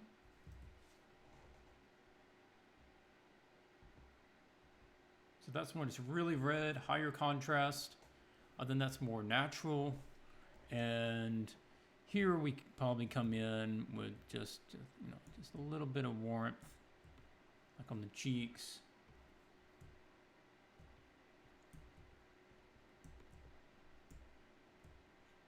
And this is what I was kind of saying. It's not one thing. It's a bunch of things. It's like this. This is much too, it's much too yellow for gold. And it really should be toned down more in order to fit in with the rest of this. And gold also doesn't usually highlight that way. It's not going to light everything up evenly. And that's another thing, is like just having a more mastery of understanding of the materials and how different materials kind of behave. And that gold actually has, Donato's done that even with this. This is an oil painting, by the way. Adding in a bunch of extra little colors. So yeah, gold has warms in it. It has some cooler tones in it. Kind of mix those up. Then you're going to have the little highlights. Something like that, but his is in light, so it's probably going to be something like this.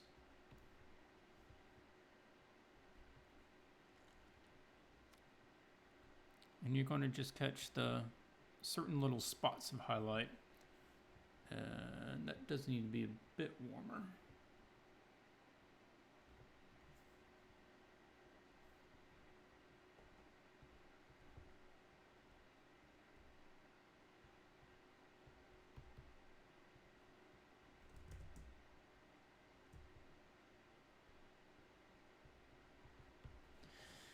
Something like that.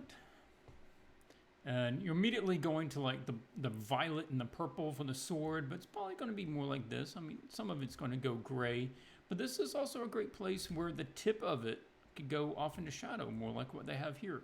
See, Donato, man, if you want to study someone, Donato's worth studying. He knows his stuff inside and out, and he doesn't do anything willy-nilly. I mean, there's a reason that he chooses why to do things the way that they are. And I'm just making it simple myself by just pulling off colors from his right now. So you can kind of see the difference that takes. We're trying to create a more cohesive color scheme, keep the lighting a little more consistent, keep the colors a little more consistent, pushing them more to a normal level, and just watching about the blacks getting too dark too quickly. Yeah, okay. Comic book covers should help in that kind of character representations. I feel like that was part of something else. Okay, take another, oh, that's not the one I was looking for. Over here.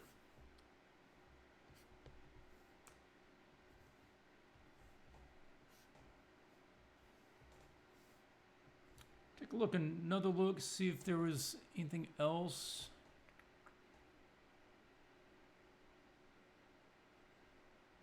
I feel like this is one that you probably could have done better. I'm just addressing it as if they were listening. I feel like this is one that could have done better if you put more time into it, but likely this commission did not pay enough to warrant that. So if you aren't going to put in a lot of time into the piece, then we need to really sell a couple of things. One of the things that you might want to do is consider lowering the viewpoint a little bit. It makes them feel small, and I know maybe they're halflings or dwarves, but like they don't feel real heroic because we're looking down on all of them, and that kind of feels odd. Also, having like this guy facing directly at us with his legs spread open and his arm up, it's really odd posing. It'd be much better if he was turning. In fact, that's one of the best things that you can do that's super simple, is whatever the body's doing, give a slight twist to it. Just let the shoulders and the hips twist a little bit, and then keep that twist going with the head. Like, this would be kind of cool if his lower body was facing this way, and then he's turning his chest, and then he's turning his head. So you've got this curve to everything. And the same thing with these bodies. They're all just looking straight forwards. They're not in the middle of actually doing anything. So, just pull up a 3D model. There's 3D models online that you can just rotate them in your browser and find a pose that you like and just base it on that. And, if you're trying to save some time, that's not a bad option. So that would be something. Also, experiment using more from the light sources in your scene. You've established that you have a light source here and here and here and here.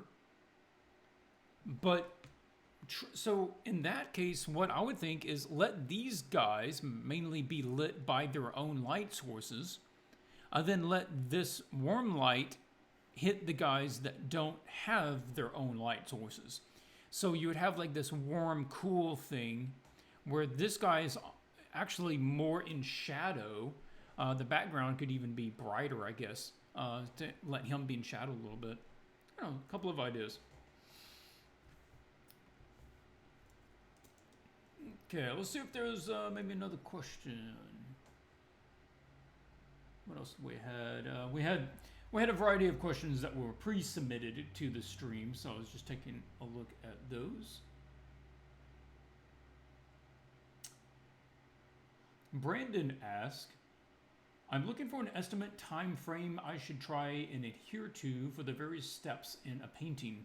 I'm aware this can change based on many factors, but do you have an unwritten time goal for sketches, studies, etc.? My written goal for completion is whatever date that the client gives me. Yeah. So I kind of work backwards from that. So they say it needs to be done at this day. I'd be like, okay, well, I'll have this many days this week to work on it, and this many days, on this other week to work on it. It's hard to say because it varies on piece, and it drastically varies in artist and on the project. So the rule of thumb is don't go faster than you can with accuracy. If you can't do something accurately while doing it faster, then don't do it. Otherwise, all you're doing is practicing how to do things wrong quicker. That's not a good habit. So take the time that's needed to be able to do it correctly, and then it takes as long as it needs to. And then the more that you do that, the quicker you're going to become at it. That said, generally I allow myself a day in order to create the concepts to send in to the client. I don't usually like spending more than a day working up concepts. It's too big of a trade-off, where if I spend 3 days working on a concept and I send it in and they don't like it, I just killed 3 days that I don't have to work on the actual finished piece, the final piece. So I usually find that 1 day is worth investing in just the composition, getting the gist of the image, and then from there spending ever how much time I have to paint the rest of it. I know that's really ambiguous, but I might, after it's been approved, I might spend another day experimenting with lighting and colors if it was a black and white sketch. A lot of times I do put some color in the sketch, so I already have kind of an idea of where that's going. I know that's a soft answer, but that's about what I can give you on that. Okay, so we looked at Gaia's work. Let's click that off. We'll probably look at one more, and I'll likely wrap it up. It's nearing 7 o'clock here, and I have not ate dinner yet. So the last portfolio we'll take a look at is Andy's, actually. Okay, cool. Let's take a look at Andy's work.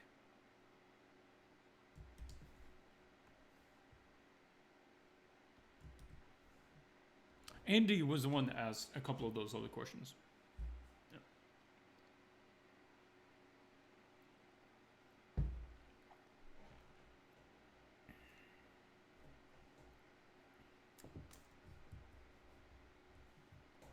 I've got a couple of questions in the live chat saying to post a portfolio link. Yeah, if you do want your portfolio added to the portfolio list, then to be considered, for the lottery review, then you can leave it in a comment in the video once it gets posted to YouTube, not in the live chat. I'm not going to read all that later.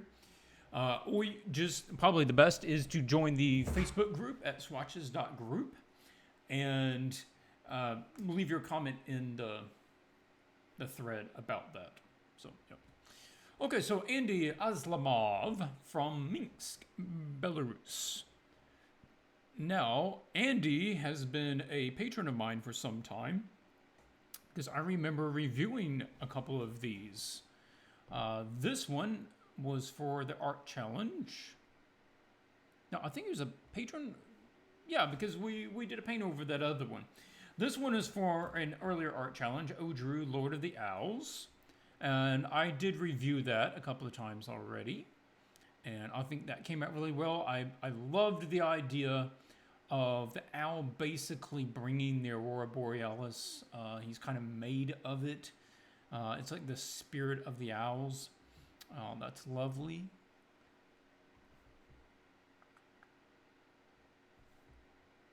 Melina, Fortress Teleportation. A witch who destroys a fortress with the help of a teleportation ritual. Okay, you're going for like one of those Legend of the Cryptids, high angle sort of thing that they do a lot. The flying cat, that's curious. Okay. The lace is sort of throwing me off there because it's so tight. It's so detailed and super sharp. It's overly sharp compared to everything else. I would try to find a way to paint that rather than that super high detail. Let's take a look at the newest one here. Seventh Heaven Saloon. It's kind of interesting. Obviously some photo work being added in there.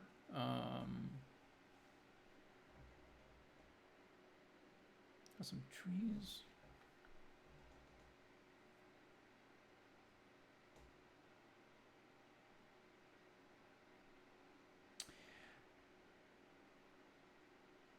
It depends what this is for. As a standalone illustration, I'm not loving it. I'm not disliking it. As a standalone illustration, it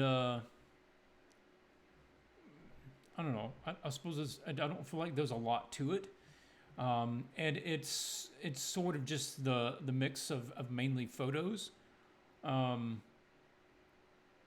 As a concept, it might be far more effective, which is probably what it was for. You're probably concepting, the idea, illustrate Saloon Seventh Heaven, and what can you come up with for that? And in which case, it's an interesting idea. I kind of like the idea of the saloon almost at the edge of the world sort of feeling. Like some of the use of the photos, like these trees feel like they should be much bigger trees, but they're only like 8 feet tall. So the size-wise, that kind of feels off. And I feel like, these trees too, like this is a human size. So this human up here would be like this big. Again, making the trees seem really small. So I think there's probably a better arrangement to it, but combining the elements, you do a real good job of combining them, trying to getting the lighting to match up. Okay. Now this is the one that I did a review and paint over for in the video review library, but I did not see what you had done to it. So this is actually the first time I got to see the revised version. That's pretty cool. Yeah.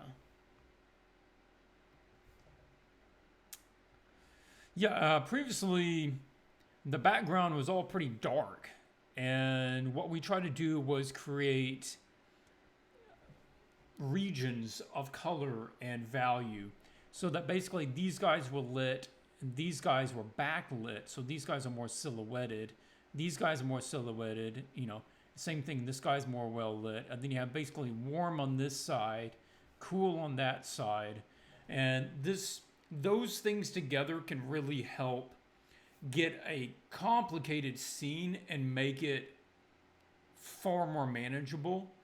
And you don't get just completely overwhelmed by how much information is in there.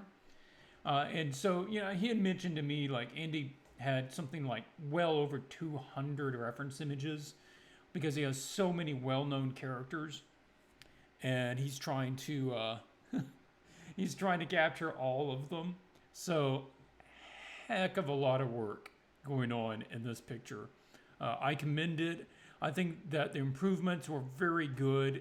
I think it has more of that lively kind of pub feel of just the friendly arm wrestle. Yeah, works out well. And that's it's a good example of not everything needs the same amount of light. Not everything needs the same color. Some people even in a big scene like this, some people can be in shadows, some people can be lit, some people can be lit in one way, some people can be lit in the other way. And you got to just kind of change it up throughout the scene to keep it simpler.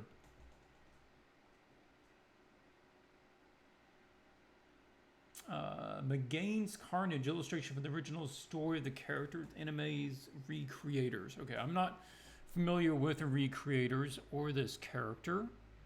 Her arm seems really odd.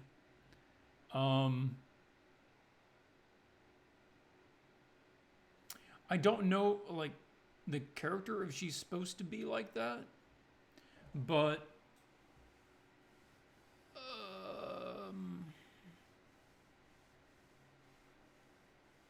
yeah, her arm just seems so foreshortened, and it's almost beyond accepting, because like the rest of her body is fairly acceptable, but if there's this much distortion over the, you know, 2.5 feet of her arm and hand, then the rest of the scene ought to be like really little. I mean, because you have a lot of foreshortening happening within a fairly short range, which means like that wall that's 2 feet away from her ought to be, you know, little. And then I just think maybe you're pushing it too much. And like this, it took me a moment to read that was her hair. You might want that to like not just pop right in front of the camera, but allow it to come towards us and get bigger so that we can see it get bigger as it comes to us. That way there's not the disconnect between the two. Yeah. And then the way that light just hits right there, that's sort of odd. If you are going to have whatever this light source is hit that, then it's probably really going to light up the bottom of her nose. You might even let it start catching some of the brow over the eyes and let that kind of shine up, give her that kind of crazy underlit look. Also, if the nose is underlit like that, it's probably going to be really vibrant, because that light is going to bounce around, subsurface scattering in there. Yeah. That's just odd. Anytime that you do super foreshortened stuff like that, some people can do it really well. I've tried doing it before. I've never really pulled it off in a way that I was happy with. So, I mean, I will just straight up say it is tricky. And it's something that you really need to do a lot in order to do well. And it's kind of like it's either done well or it just doesn't look very good. This one is pretty strong. This one's pretty strong. Undead Waltz, or Udead Waltz. I like her character design. I sort of wish we have more light and color right around here, because this is a lovely, tight detail, well rendered, lots of color options there, but it's just getting sort of washed out. I feel like it would be okay if these two were more balanced in their attention. Let's see. Though I kind of feel like this is almost redundant. I mean, if you need the wide space, and you know, if this was for a client, no, it wasn't, personal piece.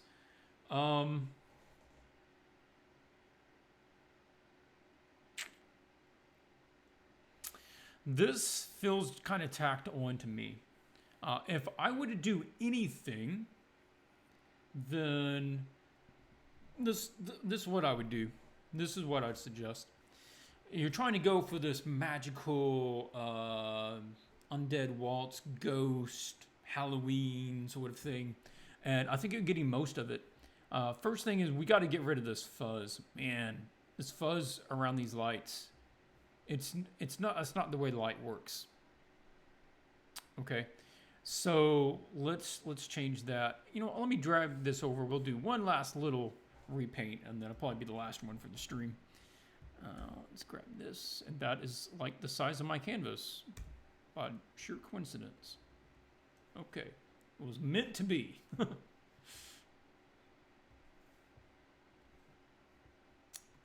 The Yoon is heading off. Well, good night to you. Good night to anybody that lives on the other side of the the ocean.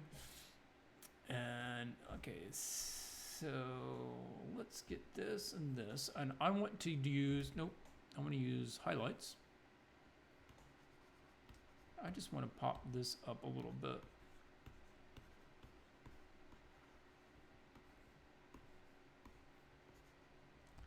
I think it's okay if we get a bit more out of that. And then I want to use sponge. You know what? I'm going to create 2 versions. I'll paint on this one, and then we'll have the other one in case we need to go back to the original.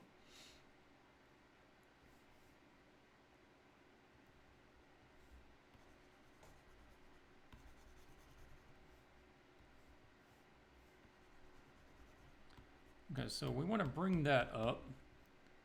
And I also want to bring up some of the highlights in those. That's nice shape. And I'm going to bring up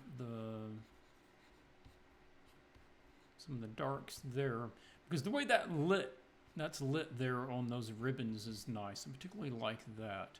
So we want to bring that up. And we also want to bring up some of the detail along this. We can tell it's in shadow. That's fine. Even if you get it brighter.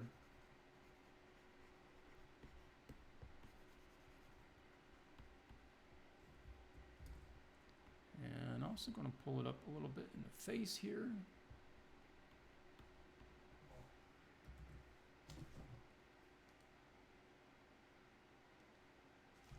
And let's see. Okay, so my major thing, which would take a significant amount of repainting, but I think it would go along with the scene more, is if I actually grabbed a paintbrush and, navigator, I need something in between those.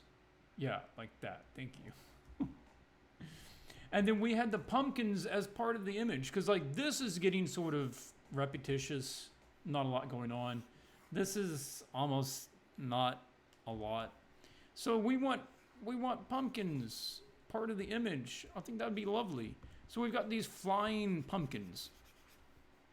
Flying pumpkins. These pumpkins are like dancing along with them. Right? So we got floaty pumpkins. All the pumpkins be floaty. We got floating pumpkins everywhere. And then these can be great because we can direct the eye around with them. And we can play off some of the oranges in her. Right? You got some of this stuff going on. Pink pumpkin, apparently. And then, okay, so maybe we have some of them on the ground. You know, I don't know. I'll just take it away. We don't need that. And I don't think we necessarily need that lantern. He goes away. Got this tree. Just darken that. We'll just let the pumpkins be the light. How about that? Well, unless you want to have candles. Candles are cool. We can just have a bunch of candles back here. Candles on the fence, that sort of thing. But then we have our pumpkins.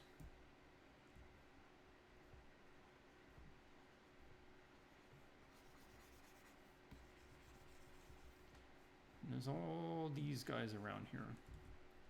And we want some more like back over here. And that one's more magical, right? So we can have little pumpkin heads.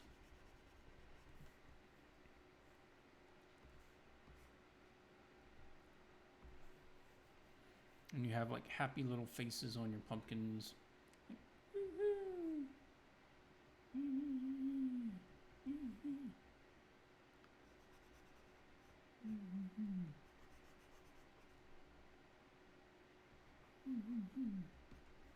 And then the pumpkins actually are your light source. And you have the little, basically like little pumpkin lanterns going around the scene.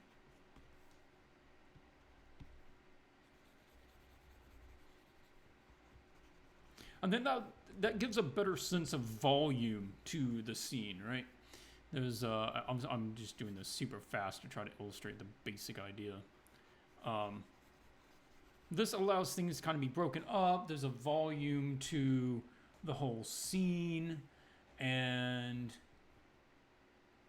you get a sense of the depth of what's going on between the different planes. You know, like that sort of thing. That's good. Here, if you're going to have that light background right there, then we don't necessarily need to put the light on her as well. We can just have that shadow. We can just say that the hair is shading it. Again, we don't, we can simplify that. And we could even have the edge of this be catching the light. And continuing over this sort of thing, the edge of that hair is catching it. Then that allows these towers to actually stand out a little bit. Nice tower shapes back here. Yo, am I late? Someone? Yes, someone, you are late. We're about to wrap up. But this whole thing, of course, is always recorded and you can watch it later. So something like that. For this guy, if he's, ghostish, then we could consider making him more see-through. Like any areas that is the darkest shadow, closer to black it is, the more see-through it is. So you come to these darkest areas and you get whatever tone would be there and you paint that tone into the shadow areas so that he begins to be more ghost-like.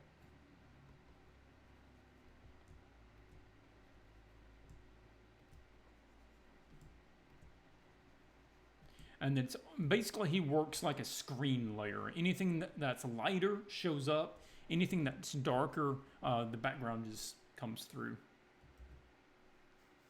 The flowers, I feel like they were probably derived from something else, or they're just like really one-sided. I would consider maybe at least adding a little flower or something on the other side to make it not feel completely unbalanced, sort of on her head there. And then we can use a bit more pop of color maybe on her little ribbon, because that's a nice little bit right there. Yeah. Brendon says, outside of intangible virtue, have you painted many ghosts or spirits? Some. Let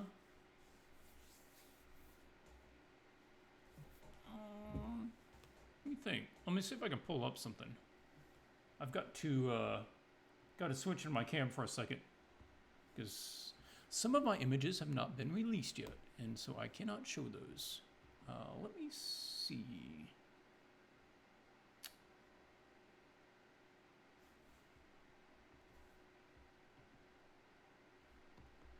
Well, I guess I did this one.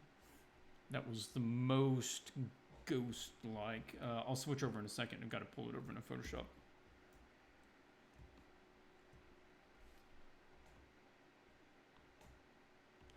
Okay, Photoshop, thank you.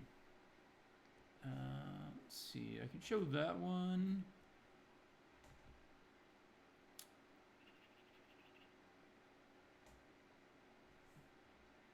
I'll just go with that one for now. So this is Jace's Ruse. I did that for Magic, and it basically uses the same sort of ghost effect of how a magic construct could look, and it's really not unlike painting a transparent or translucent object normally, except for you usually use a more some sort of vibrant tone to it, and allow it to have its own light source. And so it's kind of like a modified piece of glass is kind of how you paint it. In which case that some of it's see-through, but some of it is more opaque. And that was a really interesting challenge One of the things that you'll note is like anywhere that it has the direct light on it, the bright light from the lightning, that it is straight white. But anything, like I said, that would normally be dark shadow would be more transparent. And so you do it that way. And you allow it to brighten up at the edges, or it pulls light in the edges. So along the edges and, tips and corners and that sort of thing, that it brightens up on those. So a lot of the same principles going on with that.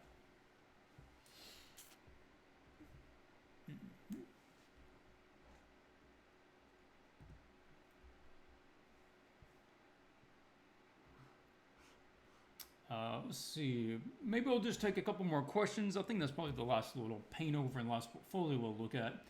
Boss DeVries, if I'm saying that correctly, had asked, I'm currently watching your Vibrancy episodes. If you're new to the channel, Vibrance is a series of videos I do mainly on self-growth. It's all the inner game stuff that we need in order to succeed. So while art, knowledge, and skills is your outer game, things like confidence and creating good habits, those are your inner game. And you're saying, I think they're great. Well, thank you. I'm glad you're enjoying them, and I'm glad that you're taking time to comment. There are a lot of drawing and painting channels on YouTube nowadays, and while I think that that's amazing, sometimes it looks just so easy to get to that level. It does look that way, right? You'd almost forget that the people behind these channels went through a lot of blood, sweat, and tears to get there.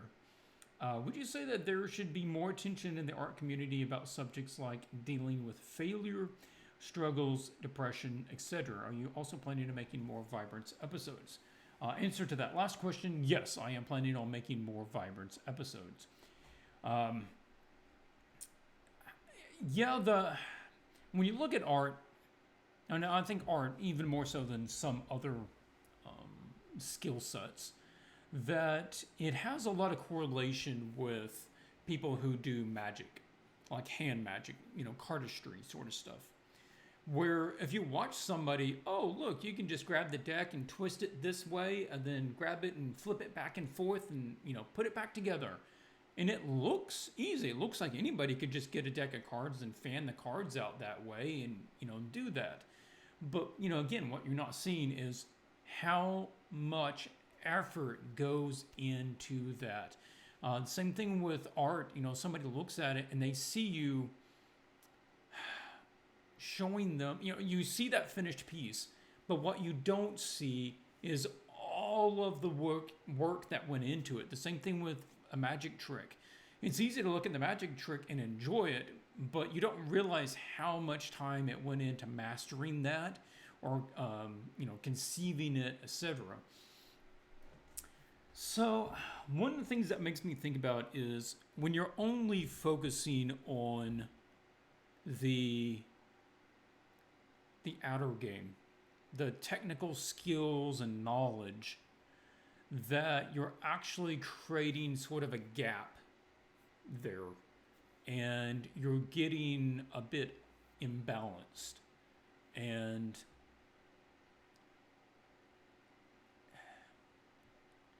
it could potentially add to like a work-life imbalance where you are sacrificing other parts of your life for the advancement of this skill set.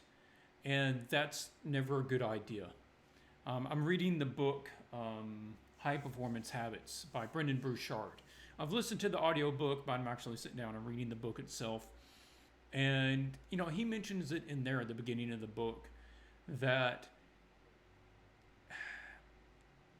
you can succeed in almost anything if you're willing to sacrifice enough for it. So if a man really wants his business to work, he's going to just pour all these long hours into the business and all the nights and weekends, and he's going to throw all of his money back into the business, and he's going to be talking about the business all the time. And what's going to happen? His marriage is going to go down. His, relationship with his kids are going to go down. his health is going to go down. And he's going to look up in 10 years and his business is going to be doing awesome. But his wife probably left him. His kids don't care to talk to him. He doesn't have much friends. And he's, 50 pounds overweight and he's having to go to the doctor because he's sacrificed too much because it created an imbalance. So is there a need for that? Yeah, I think there's a need to put that point and these sorts of points in front of people and say, hey, this is a great goal. What you're trying to achieve is worth achieving. And you can do it. And I'm glad to show you, help you get there so you can do it. But let's do it in a good way. Let's do it so that when you arrive there, everything is better. And that's what the inner game does. If you improve your habits, you improve your decision making, you improve your self-confidence and in these things, it's going to affect everything else. It's the rising tide raises all ships. The elements that you need, the characteristics that you need to improve your art and to become a better professional artist are also the ones that will help your relationships. They're the ones that will help you with the business side of things. It's the ones that will make you healthier and a better athlete, because these are all just character traits. So yeah, that's a couple of thoughts on that. Should everyone be talking about this stuff? Not necessarily, but I would advise you that if your favorite artists aren't talking about it, maybe that's not their thing. Maybe they're not comfortable with it. But there are a lot of really good channels out there. There's a lot of good books out there that do have that stuff. And I will just advise you that it is your responsibility to go look it up. It's your responsibility to recognize how important it is and to make that part of your study, regimen, if you want to say it that way. So I think that is a good place to wrap it up. A bit over 2 hours on this one, and we got through several portfolios. Hopefully you have found some of these useful, or some of the questions have been found useful.